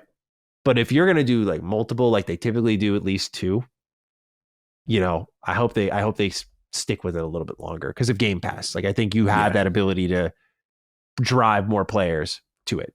And the base game's there and it's fantastic. So it's like just adding upon it. Because there's so much, that's the other thing. There's so much space in the game now. It's like you can just build from that. Like it's there, man. So I'm very excited to see what they do, because I have high expectations. I think narratively, it seems obvious to me like where they're going to go. If they don't go there story wise, I'm like, I don't know. According to Gene, they're going to go there when he spoke to Todd Howard. They said God Howard was in agreement with what Gene's assessment of what the narrative was and then where it's going. And I feel like there is, I'll just say, a underrepresented faction in the game that could use a little bit of love in some post-launch support. So agreed. We'll talk about that more in the spoiler talk, but I think that is where they will go. Cog, any extra thoughts on the expansion for Starfield? I'm excited. This is a world it's one of those games that when you stop playing, you're still thinking about and what you're going to do when you get back on there. And I'm so glad I told you that. I'm so glad I made your day with that. Bro. My hours are about to. Bro, the way I made your days, the way Saul made my day when I was out there at PAX West, because what they were protecting me. They were like, Hog, if you get tired, do a half day, go back to the hotel room. We got it. We'll do the rest of the interview. And I would just do like 2 or 3 hours, and then I would go back. And one of the days I went back is when the drivers dropped. I said, don't worry. I set everything up. I was in bed, my hotel room bed with that job. I said, Saul, wait till you see this. This is good. Now, again, my sweet spot was 720p FSR on and 120 hertz with the VRR.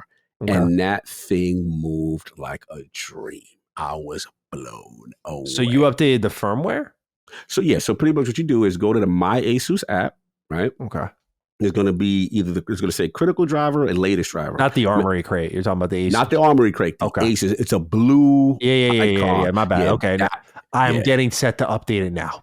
So you should see it. Should have all the updates there. Make sure you click. There's a second one. It says it's critical, and then there's another one that says latest or something. Make sure that you get all the updates from that My Asus app. Oh, okay. Yeah, because it's separated in 2 categories. Now, once you do that, that's step 1. Step 2 is open up the Windows Store on the Ally. The Windows Store, the little how the Windows Store, hit that. Go to library. and then go to get updates. When you go to get updates, it's going to look for search to update. This is something you always should do on the Ally. Always as soon as you log in for the day, Windows Store, what's the new updates for? Sometimes Xbox has an update. The Xbox, some of the apps.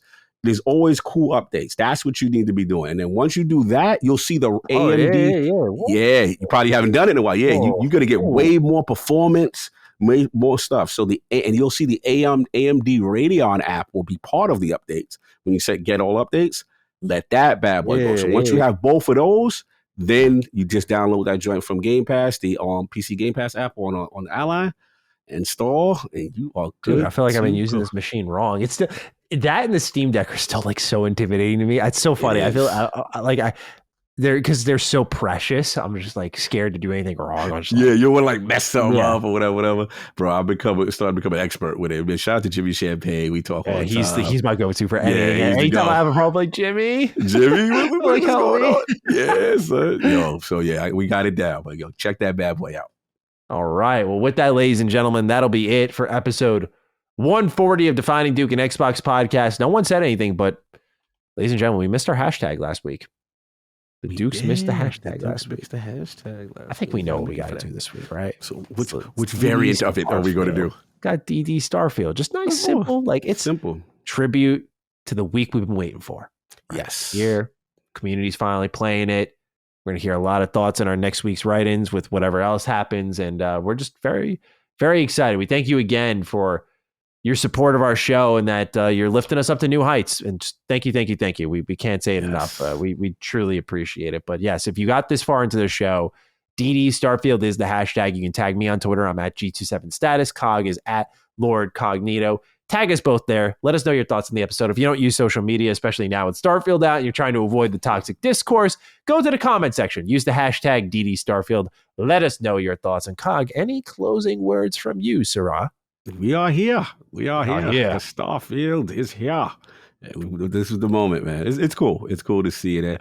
I'm just so proud of that team, and I liked when I don't know if you saw Bethesda put the tweet out with all of the entire team when they They looked really happy. That's what it's about, man. That's what it's about. It's a labor of love. Relief, bro. Oh, those years, and they're like, it's out, bro. Think about the pressure they was under. Yeah.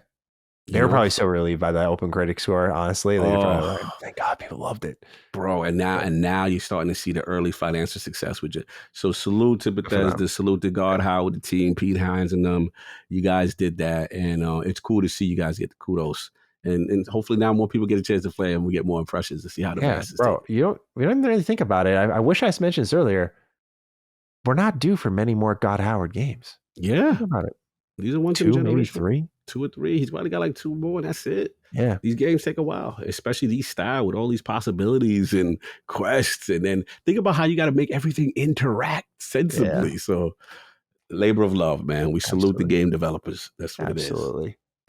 Ladies and gentlemen, thank you so much for tuning into episode 140 of Defining Duke and Xbox podcast. We hope you had a great time listening, and we will catch you next week for episode 141. But until then, take decent care of yourselves. Enjoy Starfield, and peace out.